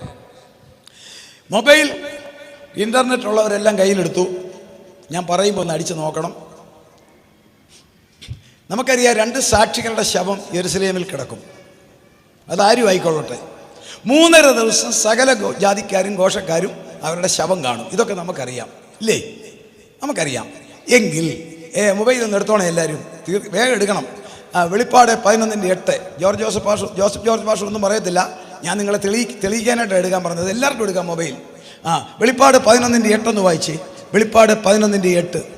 അവരുടെ കർത്താവ് ക്രൂശിക്കപ്പെട്ടതും ആത്മീകമായി സ്വദോം എന്നും മിസ്രയീം എന്നും പേരുള്ളതുമായ മഹാനഗരത്തിന്റെ വീഥിയിൽ അവരുടെ ശവം കിടക്കും. കർത്താവായ യേശു ക്രിസ്തുവിന്റെ ക്രൂശിക്കപ്പെട്ട യെരുസലേം, ആ യെരുസലേമിന് ഒരു പേരിട്ടിരിക്കുന്ന കണ്ടോ? ആത്മീയമായി സ്വദോം, മിസ്രയീം. ലോകത്തിൽ ഏകദൈവത്തിൽ വിശ്വസിക്കുന്ന 3 മതങ്ങളുടെ വിശുദ്ധ നാടാണ് യെരുസലേം. ഇസ്ലാം മതം, യഹൂദ മതം, ക്രൈസ്തവ മതം. ചിന്തിക്കാൻ നേരമില്ല. ഇസ്ലാമിന് 3 പ്രത്യേകത, യഹൂദന് 3 പ്രത്യേകത, ക്രിസ്ത്യാനിക്ക് 10 പ്രത്യേകത. യെരുസലേം, ആ നഗരത്തിന്റെ പേര് 2000 വർഷം മുമ്പ് എഴുതിയ കേട്ടോ, ആത്മീയമായി സ്വദോം. എന്താണ് സ്വദോം? മുമ്പേ ഞാൻ പറഞ്ഞു, സ്വവർഗ ബന്ധം, ഇല്ലേ? എങ്കിൽ നിങ്ങളുടെ കമ്പ്യൂട്ടറെ മൊബൈലുണ്ടല്ലോ, എടുത്തുകൊള്ളുക. തെളിവ് ഹാജരാക്കിയിട്ടേ ഞാൻ പോകത്തുള്ളൂ.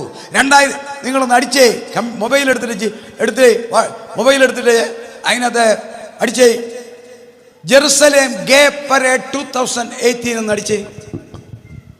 ആരെങ്കിലും ഒന്ന് അടിച്ച് കാണിച്ചു തരണം പടം, എന്നിട്ട് ഞാൻ ഇറങ്ങുന്നുള്ളൂ ഇവിടുന്ന്. ജെറുസലേം ഗേ പരേഡ്, GEY, ജെറുസലേം ഗേ പരേഡ് 2018. ദേവദാസന്മാർ ആർക്കെങ്കിലും ഒന്ന് അടിക്കാവോ? ആരുടെങ്കിലും ഇല്ലേ ഫോൺ? ജെറുസലേം ഗേ പരേഡ് മൊബൈൽ അടിച്ചേ. കിട്ടിയോ? ആരെങ്കിലും കിട്ടി? കൈ പൊക്കണം. ഇത്ര കറക്റ്റായിട്ട് വചനം നിവർത്തിച്ച രാത്രിയിലാണ് ഞാൻ ഈ പ്രസംഗിക്കുന്നത്. കർത്താവിൻ്റെ വരവിന് ശേഷം 3.5 വർഷം കഴിഞ്ഞ് നടക്കുന്ന സംഭവം നടന്നു കഴിഞ്ഞെങ്കിൽ എനിക്ക് നിങ്ങൾക്ക് എടുക്കപ്പെടാൻ സമയമായി. ആക്സിഡന്റ് നടക്കാൻ പോവാ. റാപ്ചർ ഈ തലമുറയിലുണ്ട്. യെരുസലേം ഗേ പരേഡ് 2018 അടിച്ചാൽ നിങ്ങൾക്ക് കാണാം. 2000-ൽ പരം യഹൂദന്മാരായ സ്ത്രീ പുരുഷന്മാർ അവരുടെ സിംബലായ 7 നിറമുള്ള മഴവില്ലിന്റെ കൊടിയുമായി ജെറുസലേം വീതികളിൽ കൂടി മാർച്ച് തെച്ച് പറയുന്നു, ഞങ്ങൾ സ്വവർഗഭോഗികളാണ്, ഞങ്ങൾ യെരുസലേംകാരാണ് എന്ന് പറയുന്ന പടം നിങ്ങൾക്ക് ഇന്ന് നിങ്ങളുടെ മൊബൈലിൽ കിട്ടുമെങ്കിൽ 2000 വർഷം മുമ്പേ പരിശുദ്ധാത്മാവ് ഇന്ന് ജീവിച്ചിരിക്കുന്ന ദൈവമക്കൾക്ക് മുന്നറിയിപ്പ് തന്നു. ആ പട്ടണത്തിന് ആ പേര് വരണമെങ്കിൽ അതിന് 3.5 വർഷം മുമ്പേ എന്റെയും നിങ്ങളുടെയും വീണ്ടെടുപ്പ് തൊട്ടടുത്തു. കരങ്ങളെ ഉയർത്തി ദൈവത്തെ സ്തുതിക്കാം.